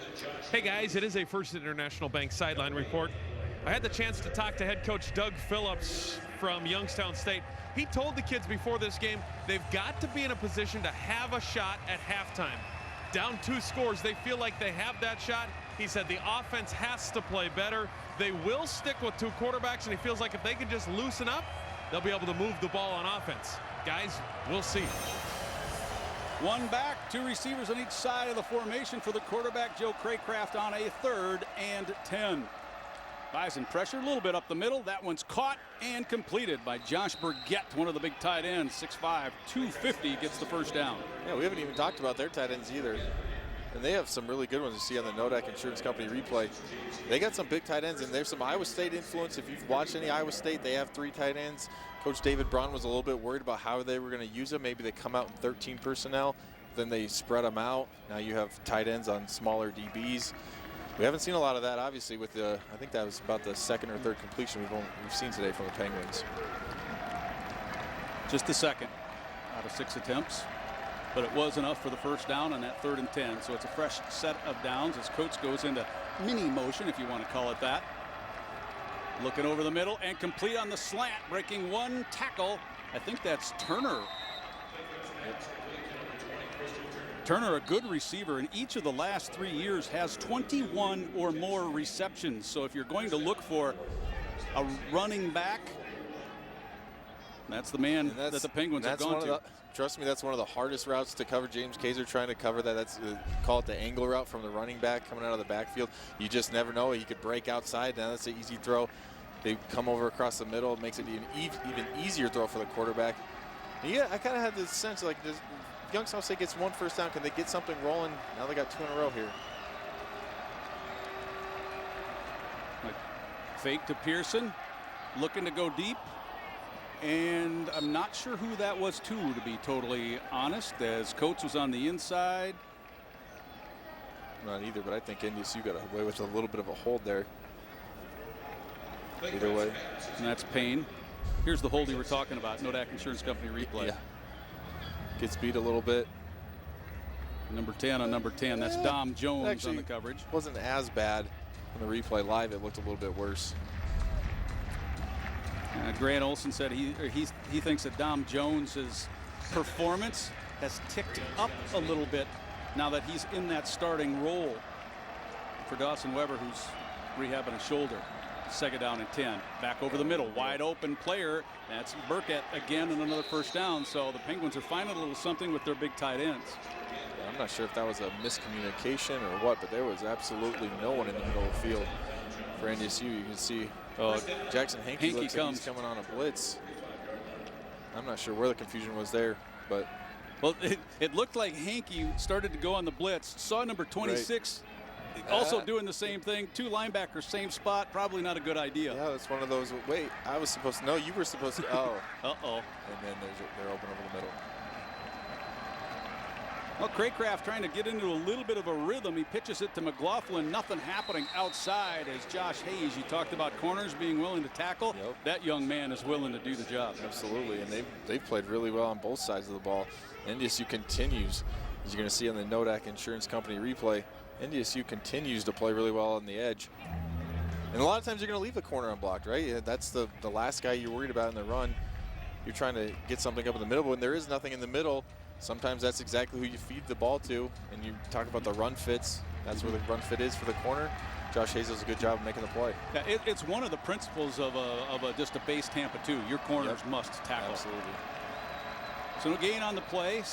Well, lost about a yard. That throw was to nobody, as Mose was the closest one to it, but it looked like he was blocking more than anything else.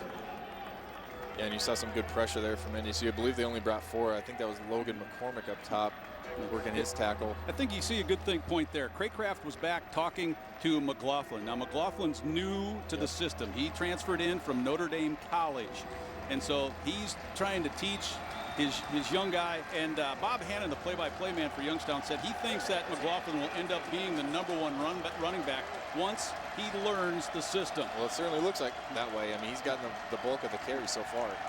Third down and 10. Here comes the Bison on a blitz. Back over the middle. Incomplete. Coates is saying I was held. Incomplete. No flags. NDSU showing single high. I think that was man underneath. The Kaiser again.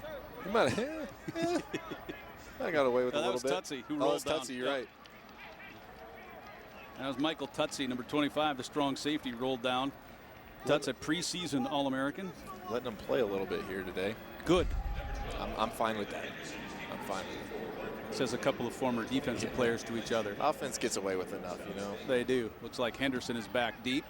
Trying to angle away from Brain a little bit. He'll get a chance. No, he'll make the fair catch right at the 11.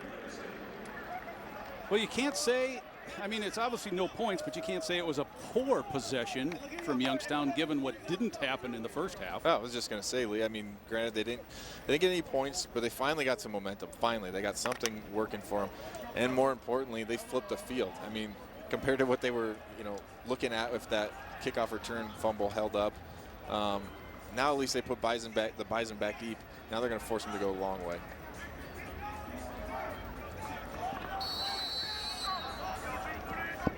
Kobe Johnson is the tailback. He has Brosio, the fullback, in front of him in the traditional I formation. Little toss to Johnson. He squirts free. This man has speed. Kobe Johnson tries to cut back to the near side. He's at the 50. And Johnson takes it all the way out to about the 35-yard line. So much for that field possession. Yeah, there it goes. Just like that on one play, you can pin them deep, but you still have to play defensively. And NDSU does a really good job. I think this is 13 so they only got one receiver. They're not trying to hide anything from you. They say, hey, we're going to line up. We got one receiver outside. We're going to see if you can stop us. Kobe Johnson off to the races. He is a little bit more of the home run hitter, as we just saw right there on that run. Well, Youngstown State fans know all about Kobe Johnson. In the same game against Youngstown, he had that long kickoff followed by that long rushing touchdown of a 75-yarder. So he's a big play back. Straight up the gut, defended well. They said 13 so they're actually just lining up in 22 so 2 backs, 2 tight ends, 1 receiver up top. And you'll see NDSU sometimes they find success running the ball. I forget what the word is they use for it, but you'll see them start motioning. They're just going to keep running it right at you until you prove that you can stop it. I mean, a handful of years ago, all those runs were just A-gap powers, but now it's a little bit more zone schemes and a few different looks from that Bison offensive line. There's so much they do, and I love when Coach Ince took over. He said, look, we're going to add some new wrinkles, but we still want to look like NDSU. Nolan's going to roll and throw on one of the trail guys. That was Josh Babbage. Babbage close to the first down marker, and we'll see if he got it or not after we say this.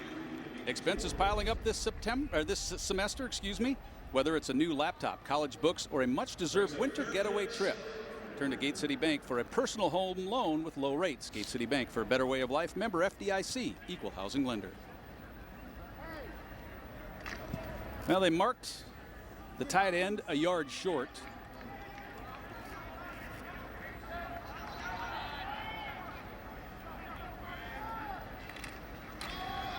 Zone, good push.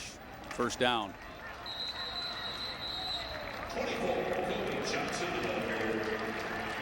When you can get a couple of on kind of a zone blocking scheme and nobody penetrates the gap initially and you only need 1 yard, you're going to get that first down every time. Yeah, absolutely. They just there was nothing fancy about that run. We're just going to double team at the point of attack. If we can climb, we'll climb. You can see right there. A lot of times double teams, you're not trying to just stay on that guy forever, but in that situation, 3rd and 1, we're just going to stay on this guy. We're going to smash everything up in there. And if you can't get in the backfield at all, we're going to get that yard we need. Yeah, running behind Sundell and Zach Kubis for that first down. Nolan's going backside. Incomplete, trying to get Bussey on a wheel.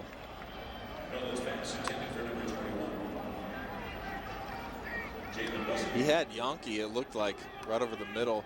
And that just might be, I know this is still his first start, at least as a Bison, but seeing the whole field, not just always going to your first option right there. But I like that they are opening up a little bit and giving Zeb, the chance to throw it downfield and open up this defense a little bit. That look that Yankee had were ones that, as the Bison pick up, they're going to get a touchdown out of this one. Here it is, the score, Jalen Bussey. Bussey with a touchdown, second touchdown for the Bison. They also have a field goal and a 2-point conversion as NDSU goes up 17-0.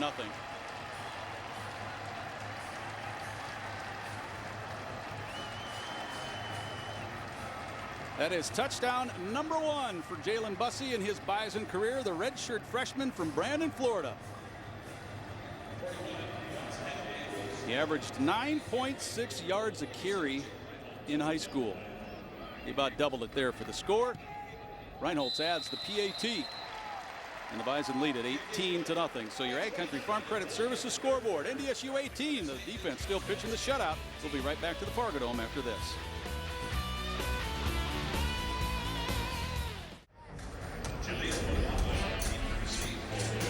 Shields is a proud sponsor of NDSU Athletics. Shields is your Bison headquarters. Shop the exclusive Coaches Collection in-store and online at shields.com. Jalen Bussey, 22-yard touchdown run, his first as a Bison, and the kick makes it an 18-point lead for NDSU. 8:29 to go in our third quarter. And a fair catch will be called. So the Penguins will come out on offense when we come back. The Bison defense still pitching a shutout.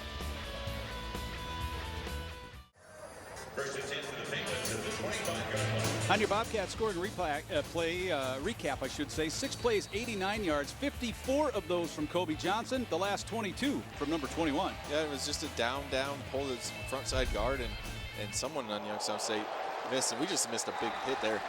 Go figure, Jasir Cox. We saw it, Jasir Cox cutting down one of those big tight ends, Andrew Ogletree, who transferred from Findlay.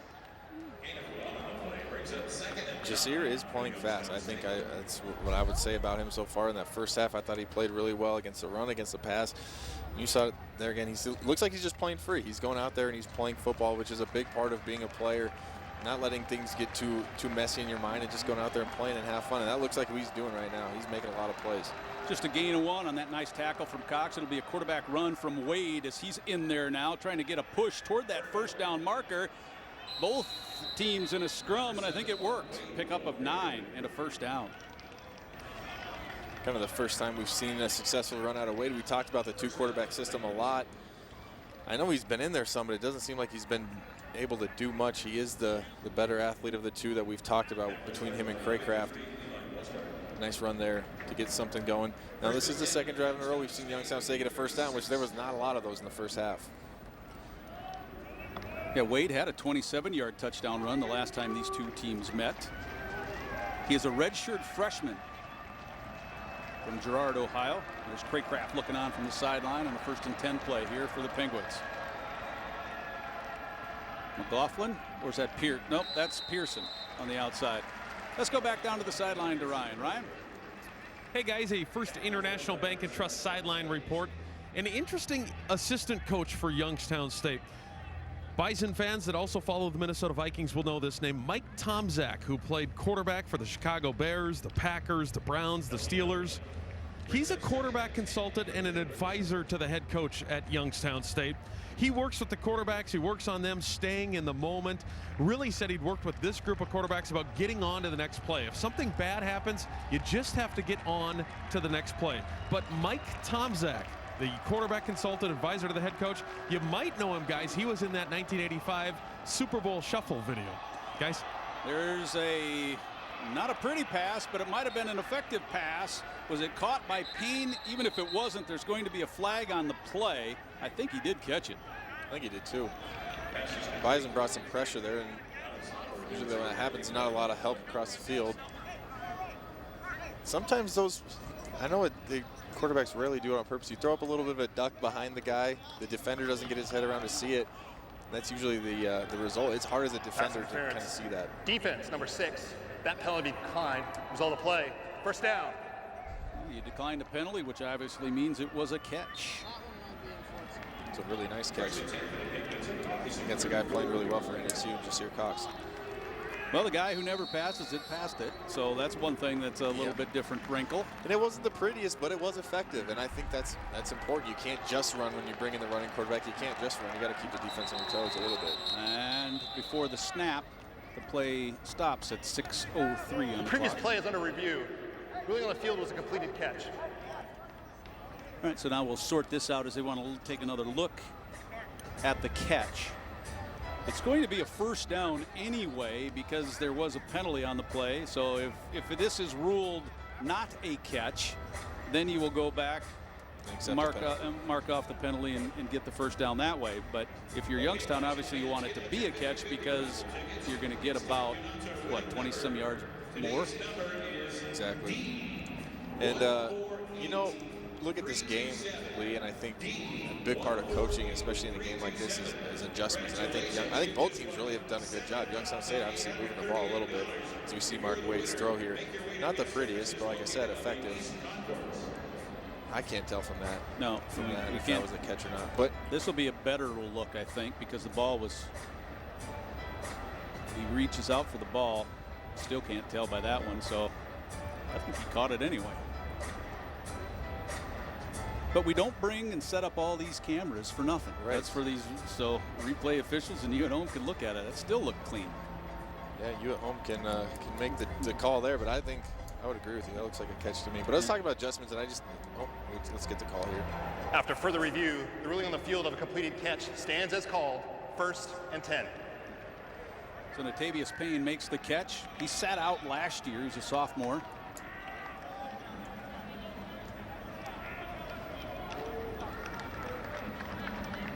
Coach Phillips and his Penguins, the fewest returning starters in the Valley Conference. So they're learning a lot today. That they are. And in a game like this, when you are in the underdog, you just want to see what you can get from guys. And you want to see guys go out and compete. Here comes Wade. Quarterback run. Well, a lot of guys making their first start. When was your first start, and what do you remember from it? Ooh, I remember the game. I'm trying to think who we played. But I do remember I had a sack. I remember being so nervous. I remember Coach Bull pulling me aside. I do remember I had a sack in that first game. This will be a penalty as the Bison could not get players off the field. Costner Ching trying Prior to to come snap, off. timeout, North Dakota State. Okay. They're first. This will be 30 seconds in length. So there, Coach Ince used the timeout. Continue on with your story, young man. Yeah, I just remember being extremely nervous for that game. Obviously, I had sat down for a while, and Coach Bull pulled me aside, and you know, it turned out all right, and that season turned out all right. All right, we're going to take a break with this timeout. We'll be right back.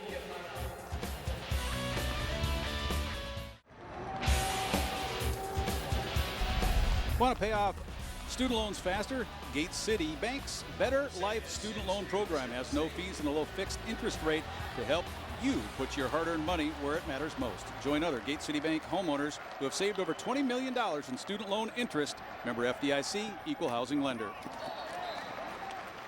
Incomplete. That's a good ball there from Wade, and sometimes you just need some help from your wide receiver. Had the flat defender. Yeah, you see in the Nodak Insurance Company replay. Not sure who it was, but we had a Bison flat defender. I think that's Destin Talbert. Fits it over the top of him, but Payne unable to make the catch. Well, the incompletion makes it 3rd and 6 at the Bison 30. The Penguins have not been this deep into Bison territory very often today. We got just under 5.5 minutes left of the third. On a scramble, here comes Wade, and he's short of the first down. Go for it here. Have to. We talked about risk earlier and whether they should go for it, and they're deep in their own territory here. I don't think the Penguins kicking field goals at this point in the game is going to win. And that's exactly what they're going to do. I know Bison defensive coordinator David Braun kind of said that Wade, in terms when he drops back, he's a one look and then run type of a passer. And the look wasn't there. Yeah, and they caught NDSU a little bit of a match zone, it looked like, so not everyone with eyes on the quarterback gave him a little bit of room to scramble, but unable to pick up the first down. Empty setup, meaning no running backs back there with the sophomore or the redshirt freshman quarterback Wade. He will run for it, needs a yard, and he got it.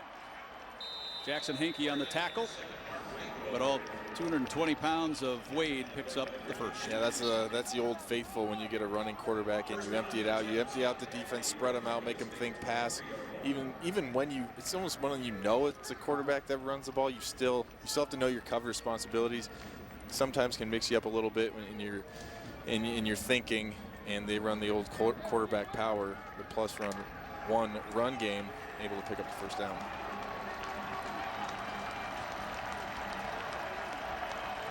Line of scrimmage at 23 and a flag. False start. Offense, number 76, 5-yard penalty. Still first down. That's the center, Mike McAllister, junior from Pittsburgh, which is local for Youngstown. If you haven't been into that part of the country, Pittsburgh is not far from Youngstown, Ohio. I think these young guys are glad that the Fargo Dome's only at half capacity today. Yes. I would say so. And I know another thing, too, that one of the guys I was talking with Youngstown said, one of the first things he said, we're real happy that Trey Lance is going to the NFL. I wonder why. Well, you mark off 5 and make it 1st and 15. A little bit of a high snap handoff. McLaughlin nowhere to go but down as Spencer Wagee comes in there deep in the backfield. And the Penguins are going backwards. Well, I believe this is a read play because they don't block Wagee at all, but they turn the opposite way. I'm not sure what's going on there. Normally, if you're going to run a quarterback read, you turn to that guy. They turn away from him and completely cut him loose. I'm not sure if they thought maybe something would hold him up, but either way, nice play by Wagee. Sometimes the layups are the hardest ones to make. He didn't miss his. Tell you, if that's reading, if you're reading the opposite end, that is strange. Yes, I've not seen that before, especially when you turn away from him. Well, now it's 2nd down and 18. Wade will go to the left and pitch it back to one of the tight ends, Benio, Jake Benio, the sophomore, down to about the 20.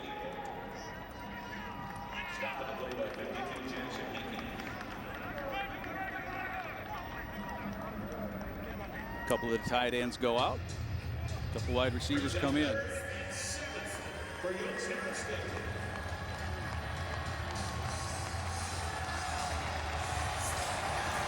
they're continuing to stay with Wade this entire drive. They feel like, I think they've kind of found something with him a little bit. Maybe he's getting a little bit more comfortable throwing the ball as well.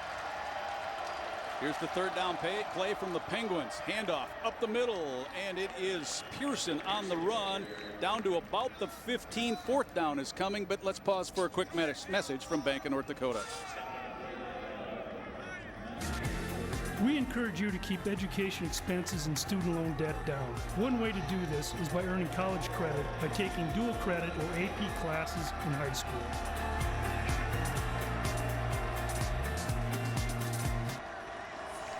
YSU has picked up one fourth down. Here's their second fourth down opportunity of this drive from the Bison 15-yard line. Need about 2 yards. Wade's going to pass for it, and it's caught. First down to the 11. And I like the aggressive play. I mean, I know you're down 3 scores at this point. You probably need a field goal. But, hey, like I said, field goals aren't going to probably beat you. You know, in the back of my mind, I'm thinking Benio might be looking to maybe pitch it if he gets a free release, because Pearson was coming on the far sideline, but it is a first and 10. Yeah, it seems like it's touchdown or bust on this drive for the Penguins. Penguins are still scoreless. Wade on a quarterback run. The run down from behind once again. The Bison were there, and I think it's Tucker. And even if NDSU does give up points at this point, as we look at the Nodak Insurance Company replay, we're only Tucker doing a really good job busting through the line and making a TFL. But even if you do give up points, there's only a quarter left. Yeah. Do you really trust, that Penguin offense to put up some explosive plays? They've yet to do it. So even if you are going to give up points at this point, it seems like, all right, we're just going to make you go the long, hard way, and hopefully we get into this fourth quarter before you even put any points up on the board. Could be last play of the third quarter. Wade's looking for the end zone to Payne. Knocked away by the Bison. Nice defensive play. How good is that by Destin Talbert? Gets his eyes around. We talked about that earlier. Sometimes DB's hard to get your eyes around. He gets his eyes around, makes a good play on the football to keep 6 off the board. Well, the incompletion means we'll have more plays in our third quarter, but yes, indeed, Destin Talbert making the defensive stop. Slightly worse throw, and that's probably going the other way for the Bison.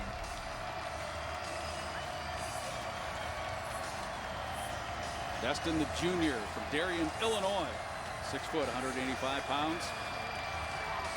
Playing in his 29th collegiate football game for North Dakota State, and a timeout taken now. Charge timeout. Youngstown State. For the Penguins. First of the half. This will be 30 seconds in length.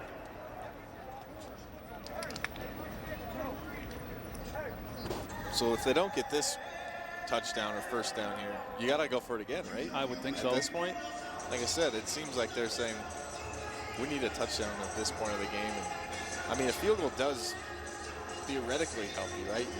You're down more than 2 touchdowns. You can get 2 touchdowns, 2 two-point conversions. Now you're at 16. Field goal makes it 19. But one of the things even in this drive, which has been a good drive for Youngstown, but when the biggest area of concern coming into this spring season, the offensive line. Right. Okay, we've seen Wadey running from the backside, Tucker running from the backside. So they have issues up front despite moving the ball down to the 12-yard line at this point. But you're 100% right. And they haven't even really given this NDSU defensive line a lot of chances to rush the passer. We've been seeing a lot of tight ends motioning across play action. There's not a whole lot of drop back pass. And to be honest, I don't blame it, but as a defensive lineman, that gets frustrating. Sometimes you just want to pin your ears back and go try and get that quarterback. Said like a true defensive rush end in college. This is third down. It's 3rd and long, but it's as deep as the Penguins have been today in Bison territory. Wade flushed a little bit over the middle. Touchdown. Is that Coates? Yes, it is. The Penguins have 6 points.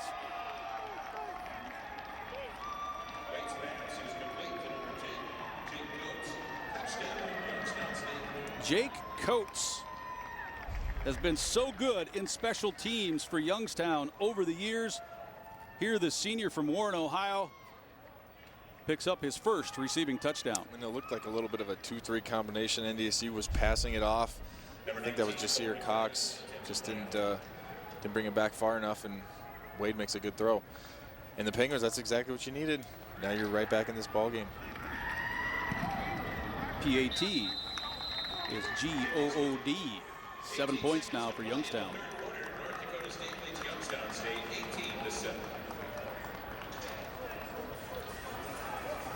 Well, that was a good drive there by the team in white. Yeah, it was. And they, like I said, they committed to, hey, we're going to score a touchdown. We need a little bit of momentum, and I like it. A field goal, yes. Like I said, theoretically, it makes sense when you look at, you know, going by the book and the points-wise, but your team needed a little bit of a spark. This is new coordinator. Let's go get that first touchdown under our belt and then see if that can build some confidence. Youngstown only had 1 first down in the entire first half. Here's our quarterback look here. Brought to you by the North Dakota Beef Commission, funded by beef farmers and ranchers, as we look at Zeb Nolan getting his first start here for NDSU. Yeah, and I think he's done some good things. You knew that, you know, Tyler Roll was going to keep things a little bit simple. It's his first game. Let's try to keep him on schedule. It obviously always helps when you're a North Dakota State quarterback to have a really good running game, and they've had that. And they've had that today a lot. They haven't needed to ask Zeb to do a lot, but I think he's played pretty well. The numbers aren't, you know, outstanding by any means, but he's managed the game well so far for the Bison. Braylon Henderson has to backpedal into the end zone, and usually when that happens, you take a knee and come on out and pick up first down, as Zeb Nolan has just 18 seconds left here in the third quarter. A lot of whistles going on down there. So was there a flag I missed? I didn't see anything. I didn't either.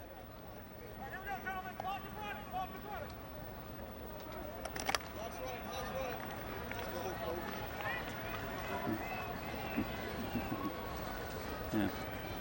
They just had to wait for the sideline to get the ball back in play. The flowing locks of number 70, Cody Mauck, playing right tackle. So if you notice hair, it's Cody Mauck that has it for NDSU. Nolan will hand it off to the eye back, and that will take us to the end of the third quarter. But the Penguins pick up their first points of this game on their last drive. The Ag Country Farm Credit Services scoreboard through 3. NDSU 18, Youngstown State 7. We'll be right back.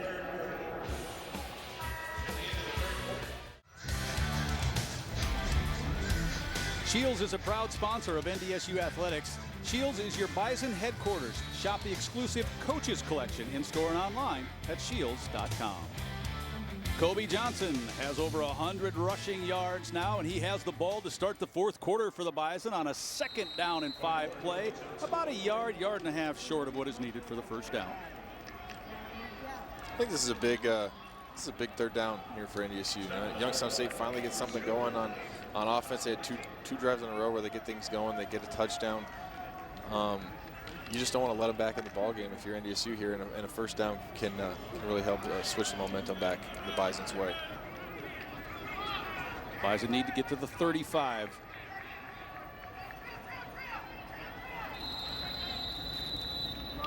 And a timeout taken by NDSU. So obviously it was an alignment situation, not a time situation, because there were still 11 seconds to go on the play clock. Yeah, like I said, third down. I think NDSU gets help. This is important. Obviously not the game by any means, but this is an important third down, and you want to have everyone on the same page. Maybe one of those first game for everybody situations. Yep, absolutely. Haven't played much football here, and it's still crazy to me that 2019 was the last real season. These guys played a year and a half ago. Ended in Frisco.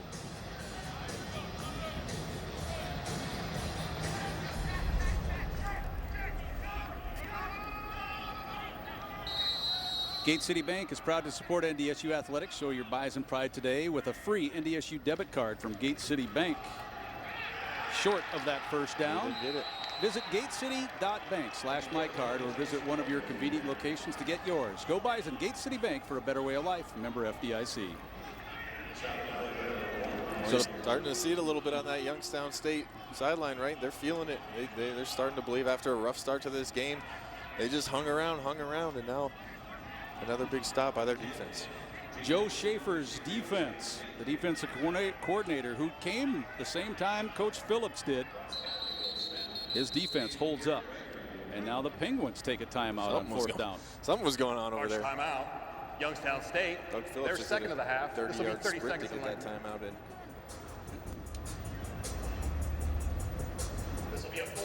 All right, we'll head to break. They're going to make this a media timeout. Bison lead at 18-7. Ross Kennelly is the snapper. Garrett Wegner is the punter. It's Bison on fourth down and short. Low liner. Coach is hoping for a return chance. He'll pick it up at the 22. He saved yards by just grabbing it there because it was still headed toward it. If he doesn't grab, then when he's probably given up another 15. Yeah, smart play by Coach right there. Saved, I mean, he probably saved his guys 18 yards there, 20 yards, something like that. The NDSU would have been able to pin him pretty deep right there. And as we know, those hidden yards in special teams are a big factor in deciding the game. Well, the Penguins only had one first down at halftime. They had 8 in the third quarter. Early in the fourth here. Like I said, talked briefly about adjustments earlier, and I think they found something, at least. I don't know if it was necessarily an adjustment or they just got something rolling, but they found something that is working for them. It looks like Mark Wade is the guy they're going to stay with that quarterback. There's the direct snap to Wade. They'll have a quarterback design run, and he was popped hard. I actually think that was Dom Jones was the first one that smacked him. But he took him off the route. Oh, he took a shot and was able to spin out of it, somehow stayed on his feet. As we're about to see on the Nodak Insurance Company replay right here. Bam. Still shrugged him off. That's a nice job of getting just a little bit out of that. This NDSU defense coming in. Well, there's where the DBs are just allowed, able to attack more because they know Wade's the runner. I mean, Jones is the safety. But not on that play. He's reading run and coming downhill big time. Only a pickup of 1. You're going to roll him down in the box a little bit more when you got a running quarterback. Wade looks to throw, swings it out to the running back on the far side. Gain of just a couple. That's McLaughlin who makes the grab. Good one-on-one tackle there by Kaiser. I know it looks simple. That's not always the easiest. You swing it out to the running back, and it's just a little check down. But I mean, that guy, as we've seen, he's got some juice. Sometimes those turn into big plays. Good job just using the sideline as your extra defender. Push him out. No harm done. 3rd and long. And I know on Thursday, Coach Braun said of McLaughlin, he has that explosive gear, so that guy kind of scares me a little bit. It is interesting that were they trying to hide him a little bit? You know, they list him as 3rd on their depth chart, yet he's playing almost the entire game. Yeah, he looks like he will be the running back as it goes. It's a 3rd and long. It's a 3rd and 8 here. As Wade drops straight back, he is flushed and he will go down. The Bison pick up a sack. Now there were 3 gold helmets around him. Pierce was one of them. They finally got their opportunity. Like I said, here's you see on the Nodak Insurance Company replay. This is their first time, or one of the first times I feel like they've gotten just a straight drop back in almost the entire D line, led by I think Tony Pierce. Yep. Tucker also close by. Yep. How good does that number 5 look on a D lineman? We weren't allowed to do that back in my day, Lee. Well, what number would have you taken had you gotten to choose any number in the world? I don't know. I probably would have just chose my high school number, been lame like that. Fair catch. The Bison will have the ball 1st and 10, leading 18-7. When we come back, that's your Ag Country Farm Credit Services scoreboard.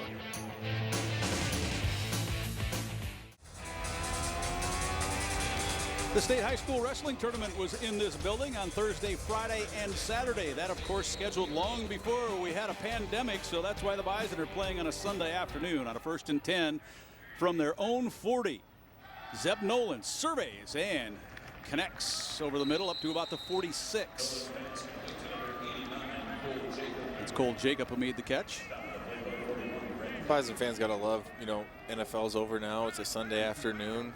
Got a little bit of an NFL feel to it, right? And just good.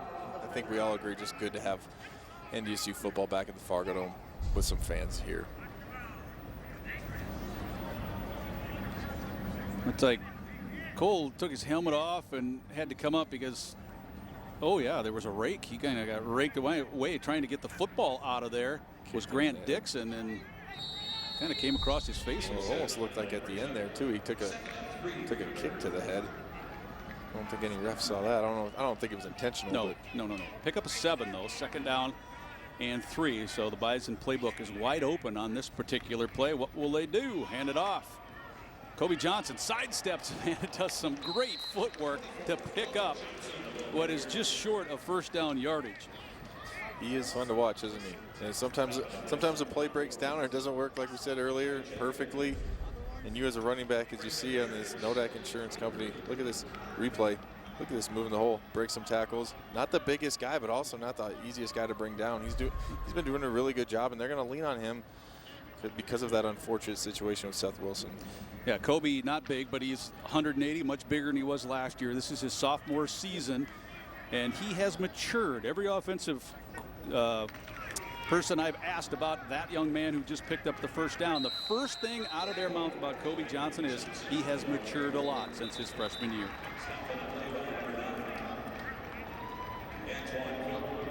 Johnson picks up the 1st down, takes it over to the YSU 49-yard line. I always love the fact that he wears number 24 too. For those NBA fans out there, those Kobe Bryant fans, named Kobe Bryant was number 24. I think that's why he wears it. Honestly, I don't know, but I think it's a fun little fact. If it's not accurate, I think it's an awesome story, and we're going to go with right. it anyway. Absolutely. I'm always going to go with that, yeah. Here comes a reverse to Watson, and a lot of blockers for Christian Watson. The man with speed. Watson picks up a block, hurdles across the 20, and down to the 18-yard line.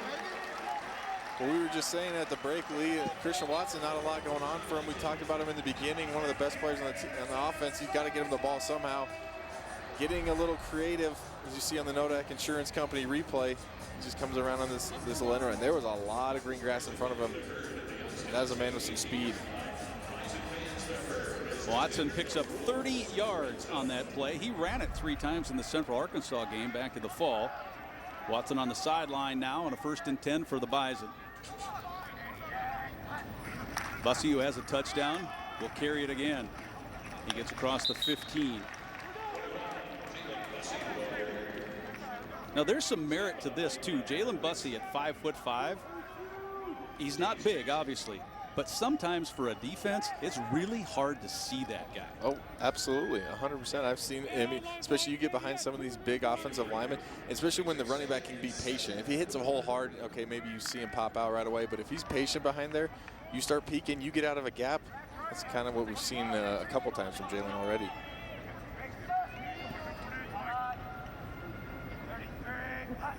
Bussey's in motion. He'll quarterback keep it after the fake. Nolan down to the 10. It'll be 3rd down and about 2. That play looks familiar, didn't it? Oh yeah, we've seen that a lot. That play does not leave the playbook. Nor should it. Jensen ran it well. Wentz ran it well. Stick ran it well. And Trey Lance ran it exceptionally well. All those guys have played pro football too. Yeah, we've. Well, I guess Trey not yet, but he will. Well, he will. Yes, he definitely will. There's been a good run of quarterbacks here at NDSU, to say the least.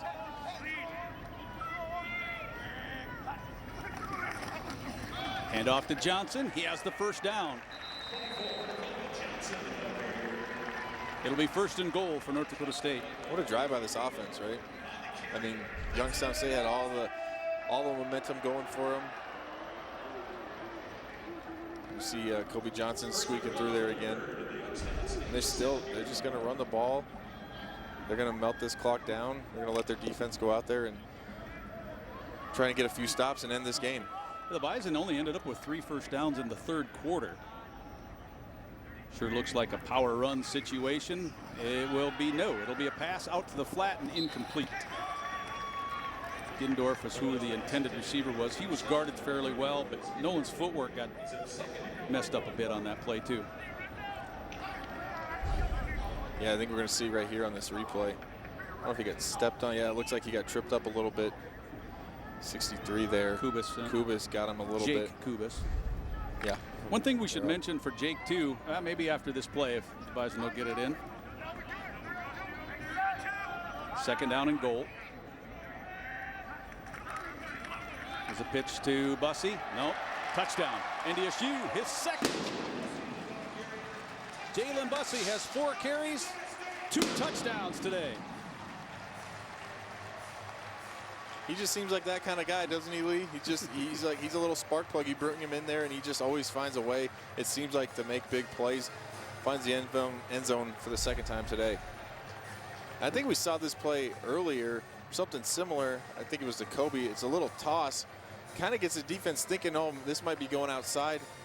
He keeps it up inside, pull a guard, get a kick out. And Hunter Brosio, the lead blocker, he gets an attaboy on that one. He covered his guy well. 24 points on the scoreboard right now. Bison try to make it 25. And they do. Ag Country Farm Credit Services scoreboard. North Dakota State 25, Youngstown State 7. We'll be right back. 7:10 to go in this game.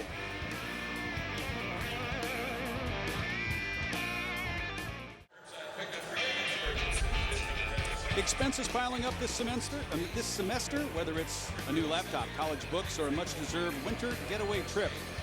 Turn to Gate City Bank for a personal loan with low rates. Gate City Bank for a better way of life. Member FDIC, equal housing lender.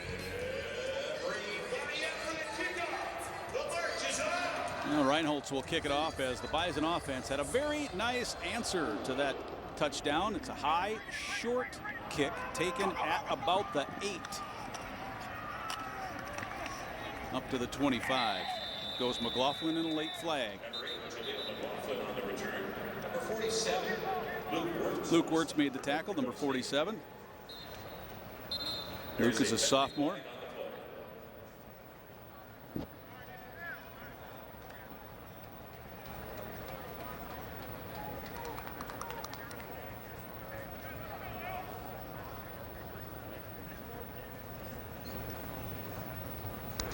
During the return, holding. Return team number 23. It's a 10-yard penalty from the spot of the foul. It'll be 1st and 10, Youngstown State. Tyjon Jones is number 23, a freshman, defensive back out there on a special teams play. Those are some of those hidden yards I was talking about earlier, Lee. You can't. That's tough. I get it. I've played special teams, and I know it's hard to block some of those guys when they're running full speed, but a holding penalty there and to put your offense back, that's tough, especially when this point in the game. They got to get something going. It's the third series in a row, I think, for Wade at quarterback. Looking to pass, and he does. Find Ogletree, who picks up about 9 yards on the play.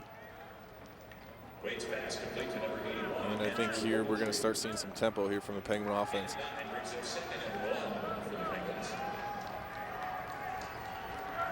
Looks like McLaughlin, the tailback, and he will be a quarterback keep to the near side and first down yardage.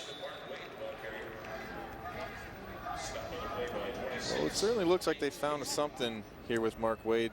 You know, they were switching the quarterbacks mid-drive, mid-series earlier. He's done a nice job for them in this second half. So it's a fresh set of downs for the Penguins. Wade's going to pass it to the flat and connect once again with Ogletree. On the play is Hayes, Josh Hayes. Let's go down to Ryan Gellner now. Ryan. Hey guys, it is a First International Bank and Trust sideline report, and I'm here with Athletic Director Matt Larson at North Dakota State. And Matt, it has been anything but normal for you guys, but North Dakota State Athletics has handled all of this pretty well.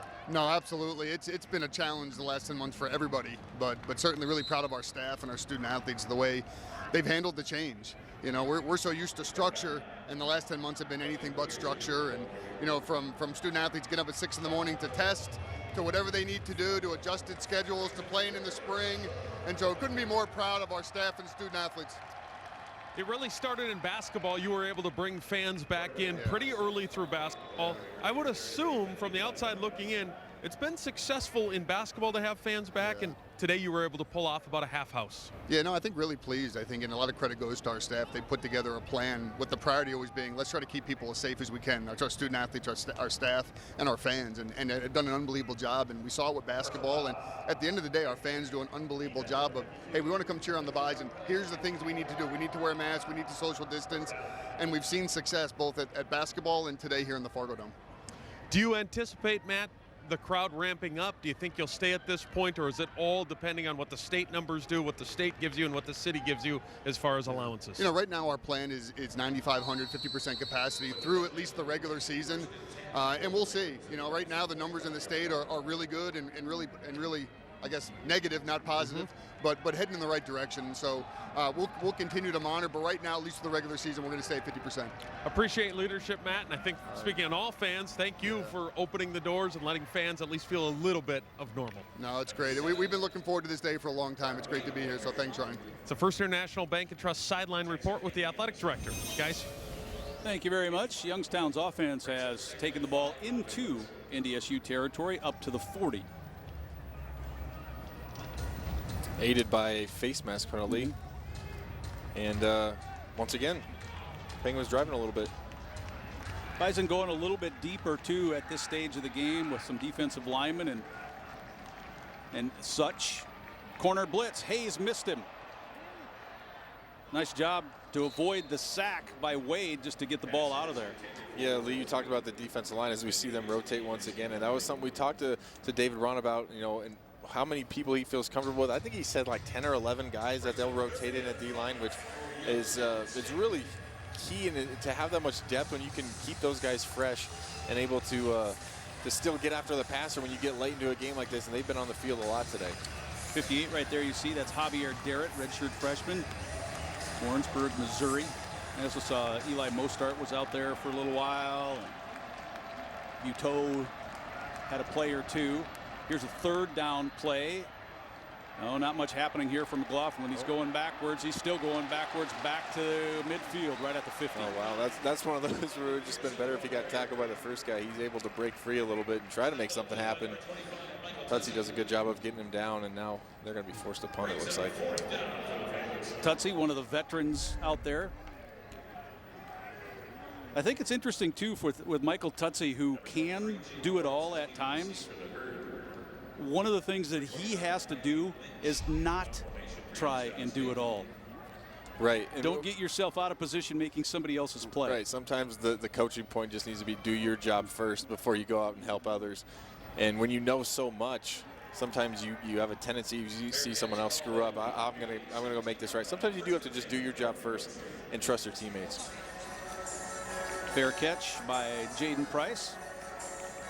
Bison lead it 25-7. Just a tick under 4 minutes to go in our Valley Conference opener.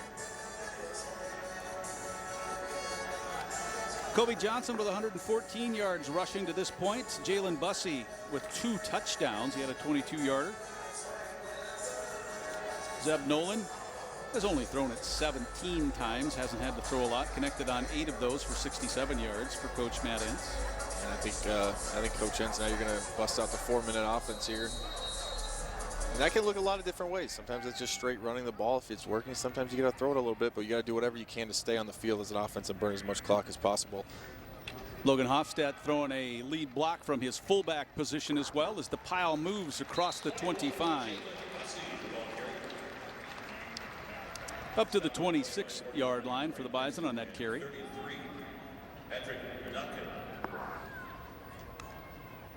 Bussey with the carry once again.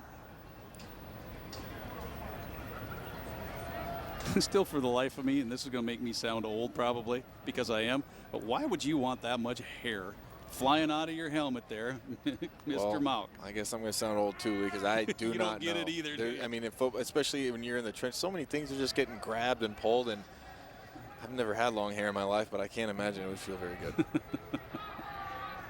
Second down, the Bison need 2.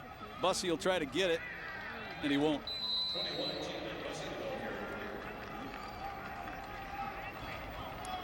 Yeah, he's trying to get to the edge there. Couldn't see who it was for Youngstown State, but sometimes setting the edge doesn't necessarily mean making a turn back. Sometimes you just got to make them bubble a little bit. I thought it was Jackie Beck, number 24. Tony Jackie Beck, a redshirt freshman. Actually, yeah, now looking at the replay, it looks like he did cut it up a little bit, but wasn't able to make anything of it. 27 defensive players for Youngstown State are freshmen or redshirt freshmen. That's insane. And you just got to hope some of those guys can grow up fast and become leaders. You know, sometimes you need leaders at those younger ages, and they're going to need that when you go out the rest of the season. Nolan will pass for the first down, and it's a connection to Braylon Henderson. More than enough for first down yardage. They mark him up to the 33. I like the play call. That's aggressive. I mean, like we talked about the 4-minute offense, but you really need to stay on the field, and sometimes if a pass is what you need to do, that's what you got to do. Get Zeb Nolan moving outside of the pocket a little bit. Nice pitch and catch for the first down. Henderson had 3 catches in the Central Arkansas game. His first today, 6th overall as a Bison.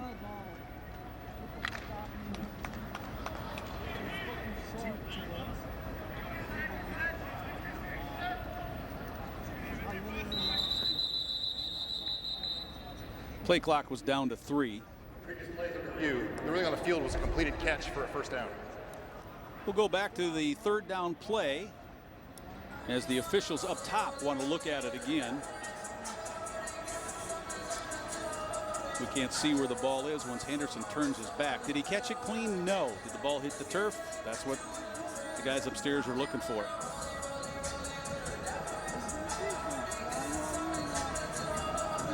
Sure looked like a catch. Yeah, it looked like a catch to me.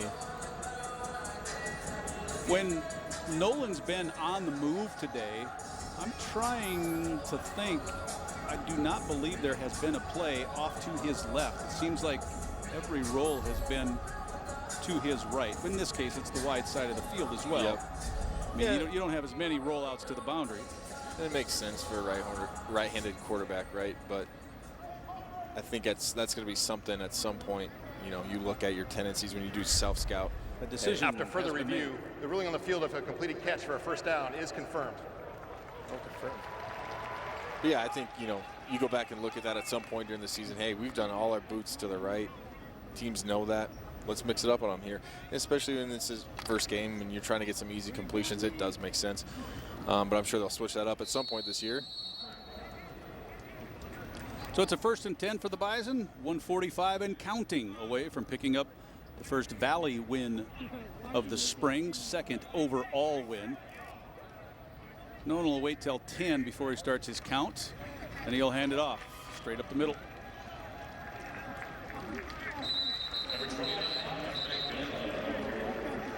Ganella goes to the 38.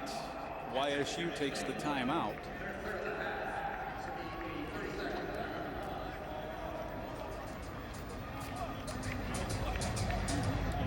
And that was their last time out. So Penguins unable to stop the clock. We're about a first down away from ending this ball game. But okay, you look at a situation like this and you go, okay, the context of the game. This game is over. Yep. But the teaching opportunities for the first-year head coach, his first staff, they don't ever stop.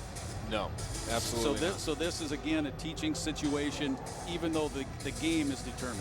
Yeah, why not? I mean, and you also want to instill kind of that mindset, right? If we're always going to compete, we're always going to try and win the game till that final whistle blows.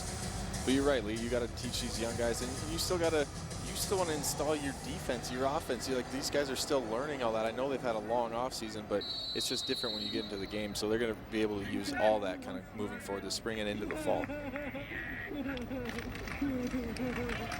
Ganella once again straight up the middle, close to a first down. The center, Jalen Sundell, leading that play.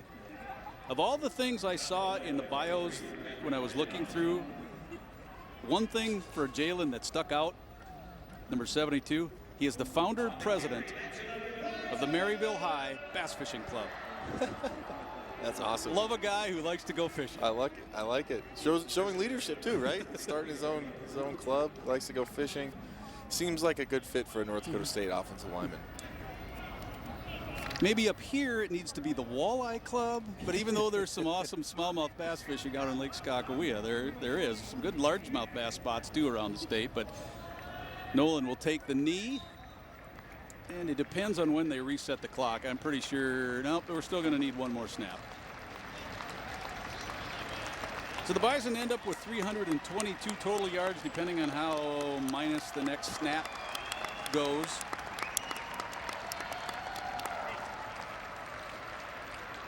Solid defensive effort today. Yeah, I think really good defensive effort. You have to be really happy there. And even offense, I mean, there's a lot of new guys out there. This has been a weird offseason. If you're head coach Matt Entz, you know Youngstown State, maybe not the best team in the Valley, but they are a talented team, and you will take any win you can get in this league. And the Bison get that win today, 25-7. The two number 8s say hello. Zeb Nolan's first start picks up his first win. For some reason, quarterbacks get credit for wins when everybody else, I don't know, but it's win number 39 in a row for North Dakota State. If the Bison can win next week at Southern Illinois, that would be number 40. It would be second all-time. The University of Washington had 40 in a row. That is a crazy stat, isn't it? We didn't talk a lot about that in the pregame, but the last time NDSU lost a game, Easton Stick was the quarterback. He just finished his second year in the NFL. 2017, I think November of 2017, the last time this group lost a football game. And the Bison had a 33-game streak that you were a part of that one, right? I was a part of that one. And I remember after that streak ended, Coach Kleiman was like, you better enjoy this because it's going to be a long time before something like this happens again. And then here NDSU does it again. And I remember when that streak was stopped too, down in Cedar Falls. I do too. And that was by a guy who's in the NFL. By a guy who became one of my teammates, actually, the Texans, David Johnson. He played pretty well that game, but no, how many times have we said that just around this football program as fans, even as players, as coaches, like, well, you know, this might not happen again, or it'll be a while before this happens again, and it just keeps happening and happening. But it's that simple formula I talked about. You know, you run the ball, you control the clock. As a defense, you get off the field, and you wear out the other defense, and then you play fundamental football, and you don't make mistakes, and you win a lot of football games. So the Bison win today in this series against Youngstown. NDSU is now 11-4 overall. 9 straight wins over the Penguins for North Dakota State. Which is impressive. And again, I was a part of that last loss, but Youngstown State's always have a talented team, and NDSU's been able to get them 9 times in a row. Okay, Ryan Gellner has corralled the coach. Take it away, Ryan. Coach, 320 yards of offense, really good on defense. Special teams was good. Your assessment of game number 1? Well, you know, without having an opportunity to kind of reflect a little bit, you know, it was clean. No, I don't think we had a turnover, very few penalties. So those are what I thought tackling-wise, defensively, we did a good job. Those are always the things you're most concerned about with an inexperienced group and game 1. I think this group has a chance to be special. I think they know they have to continue to get better every week. That's been kind of our thing that we've talked about quite a bit in our meetings and whatnot. But we needed to get this game under our belt, especially for a lot of the guys who haven't played. Your assessment of, you had a new quarterback, you had new running backs, the positions everybody looks at, your assessment on those 2 areas. I was excited the fact that we were able to run the football. There's a couple plays that you always wish you could have back. Jalen Sundell, Cody Mauk moving different, you know, Cordell moving to left tackle versus right tackle. You have a young man, Dom Ganella, running hard, and really pleased. Jalen Bussey picking up from where he left off a year ago. So excited about where we're at. I know we're not done improving. I know we're not done coaching them, and they're not done being coached. Look forward to the next one. Good luck the rest of the way, man. Appreciate it. Thank you, guys. Guys. Matt Entz. 25-7, your final on the scoreboard. The Bison pick up the victory in the Valley Conference Spring Season Opener for NDSU. The Bison now go to 2-0 on the season. We'll be right back. Kyle and I will have much more on our post-game show, which is right around the corner. We'll be right back.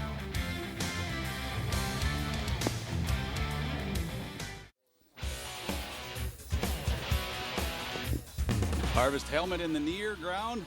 National championship trophies on for NDSU as the Bison have won 8 of those in the last 9 years.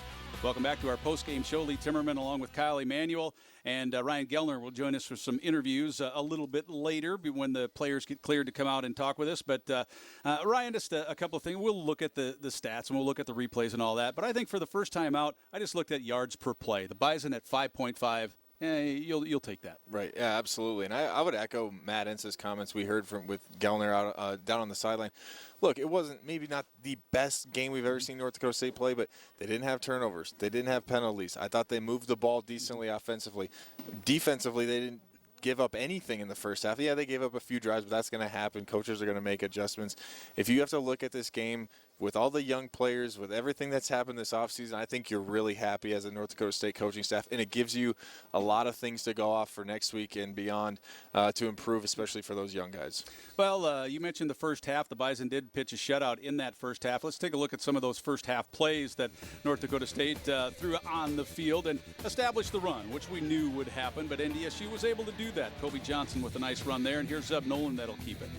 Yeah, and that toss we saw in that first play is something we saw later on with Jalen Bussey getting into the end zone with, and NDSU did a nice job of running the ball all day, 243 yards on the ground. I love how the way this kid can put his foot in the ground and change directions as Kobe takes it in for the touchdown. And then the two-point conversion. Jake Reinhold scoring two. Yep, the famous two-point conversion that Matt Entz is becoming known for around here, and I love it. He's making everyone defend him at every step of the way when it comes to his offense. So the Bison had an 8-point lead on the offensive side. Then the defense. Spencer Wagee had a really solid day today. He really did. He's an impressive athlete. I mean, he's a big kid for a defensive end, especially at NDSU, 6'4", 275. He's a big kid, and we saw him in the backfield a lot today. Here's Nolan going to the air. Yeah, he got going a little bit. This is the drive, I believe, that leads to a field goal. But I think this was probably the best drive we saw to Zeb Nolan throwing the ball. He looked pretty comfortable. He got some guys open downfield, and he's able to tack on 3 more here with a field goal from Reinholds. Yeah, Cole Jacob had a catch there. Real nice job by Jake Lippy to extend it. And here's Braylon with a punt return, Braylon Henderson. Yeah, I mean, we can't forget about special teams. I thought NDSU did a really good job special teams as well. They won some hidden yardage there, and there was a lot of punts, especially early on, and I thought they did a good job of pinning them deep and then also getting some yards in the return game when possible. And at this point, at halftime, the Bison led it 11-0. Then you see your final score right there as NDSU on the Egg Country Farm Credit Services scoreboard won this game by the final of 25-7. We'll be right back with more on the postgame show after you see this. North Dakota State wins the Valley Conference opener 25-7 over Youngstown State. As Matt Entz and his team pick up what you want every time you play a football game, and no matter what happens, you want the win, and that's what the Bison were able to get today. Now, when we last left you in terms of the highlights, NDSU led it at the half, 11-0, and then the second half we saw a little bit of spark, I guess, if you will, from the Youngstown offense, but in the end, the Bison still only held them down to that one touchdown. Yeah, they did gain a little bit of momentum, and we had seen the 2-quarterback system as we expected. Mark Wade comes in, and they kind of handed him the keys to the car and said, here you go, we got something going with him. I thought he looked more comfortable as a passer going forward. But that NDSU defense played really well all day, and, they bent a couple times, but they only gave up the one touchdown. And you could tell in a game like this, it just didn't seem like they had enough offensively, Youngstown State, to get past a chance NDSU. To win, really. Exactly. Yeah. Let's take a look at those second half highlights as things played out for North Dakota State. And here is Wade trying to get yards, but Lane Tucker says, no, you don't. Yeah, they had a defensive lineman for NDSU were in the backfield a lot today, especially in the run. Pass play, very nice defensive effort there by the Bison. And then this would be a touchdown pass to Coates. Yep, and that would really be the only time we saw Youngstown State at all in the end zone. And then here, Christian Watson finally getting him the ball a little bit with a lot of room to run. He is someone you want with space on the field, and he was able to bring it down for 30-yard gain, I believe. Yes, Watson gained 30 on that play, 37 overall, as the Bison would get a touchdown here from Bussey. Yep, there was that toss again. We saw Jalen Bussey, and then Custer Ching. I'm not sure if he's on the field for that play or not, but he comes out, he's celebrating his teammates, almost knocks out his own guy. I don't know. I'm laughing because I get a kick out of it. Here's your stats and our final stats, sponsored by the North Dakota Certified Seed Producers. Again, the rushing yards heavily slanted to NDSU, and because of that, the Bison didn't really have to throw too much, but 317 yards, had to take a couple of knees late. Again, I mentioned you have 5.5 yards a carry. First downs, Bison kind of just established things in the time of possession.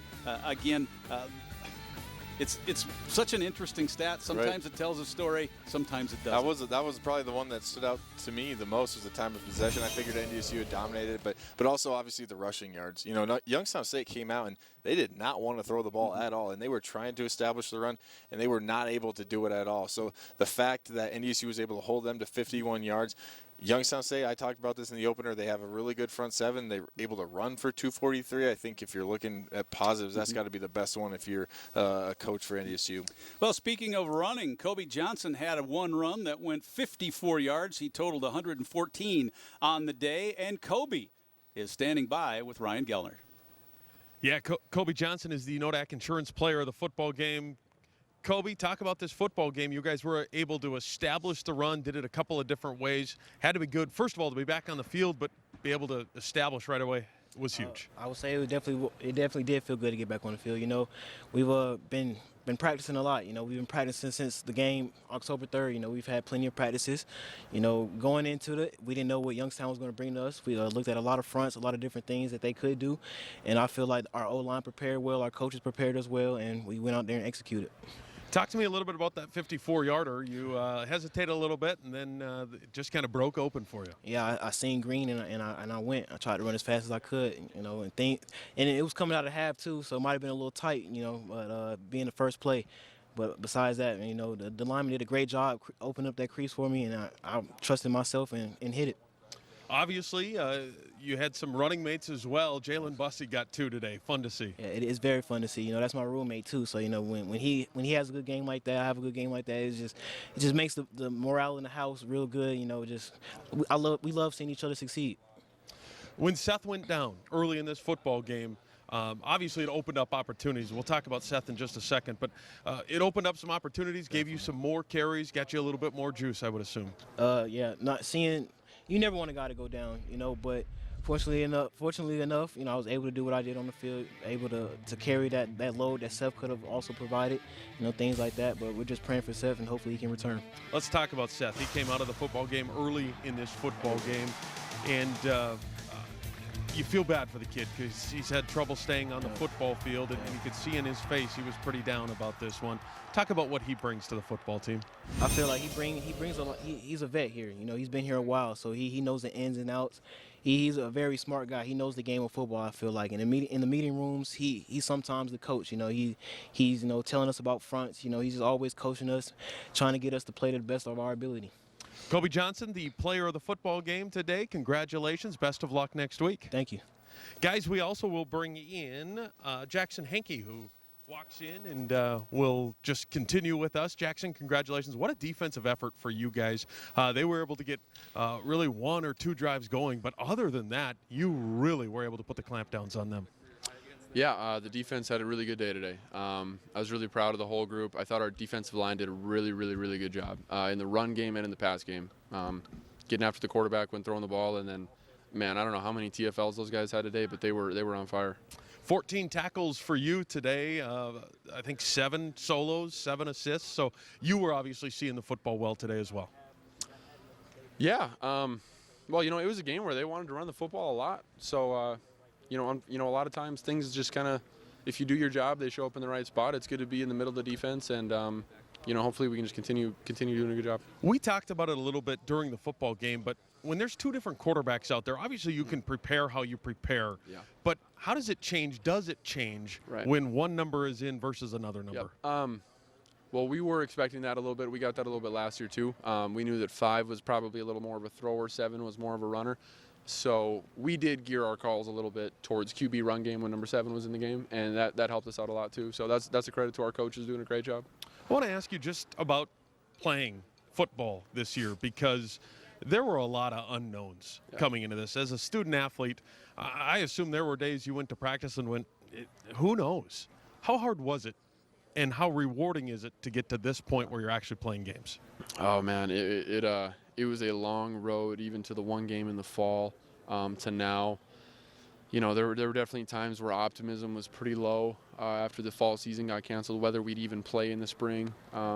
But to actually, you know, to see games played around the league today, around the country, and for us to be able to play another football game with the intention of continuing through a whole season is a really, really good feeling. It was really good to be back. So, well, we're glad to have you back and glad to have Bison football back on television. Thank you so much. Appreciate your time. Thank you, guys.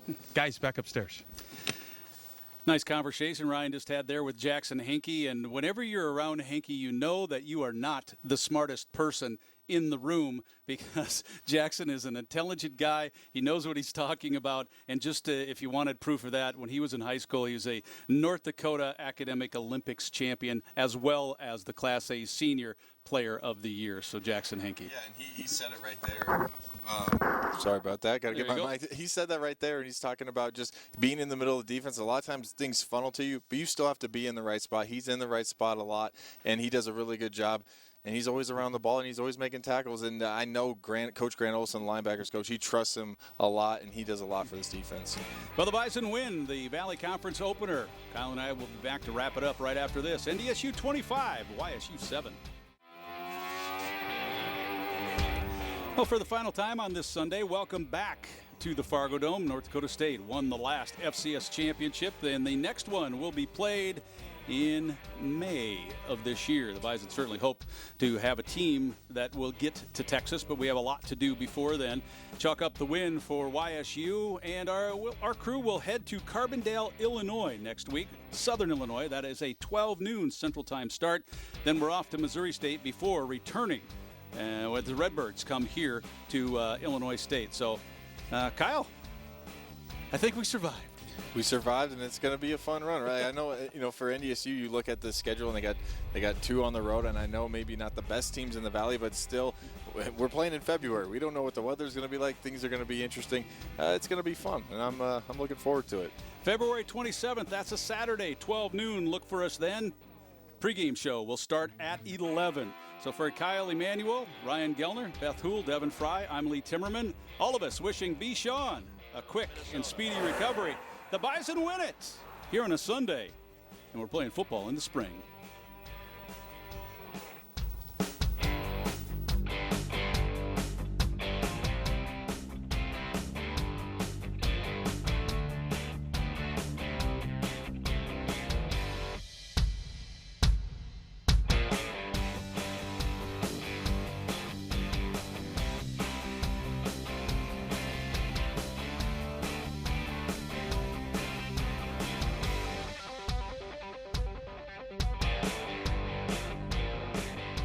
This has been a presentation from Learfield IMG College.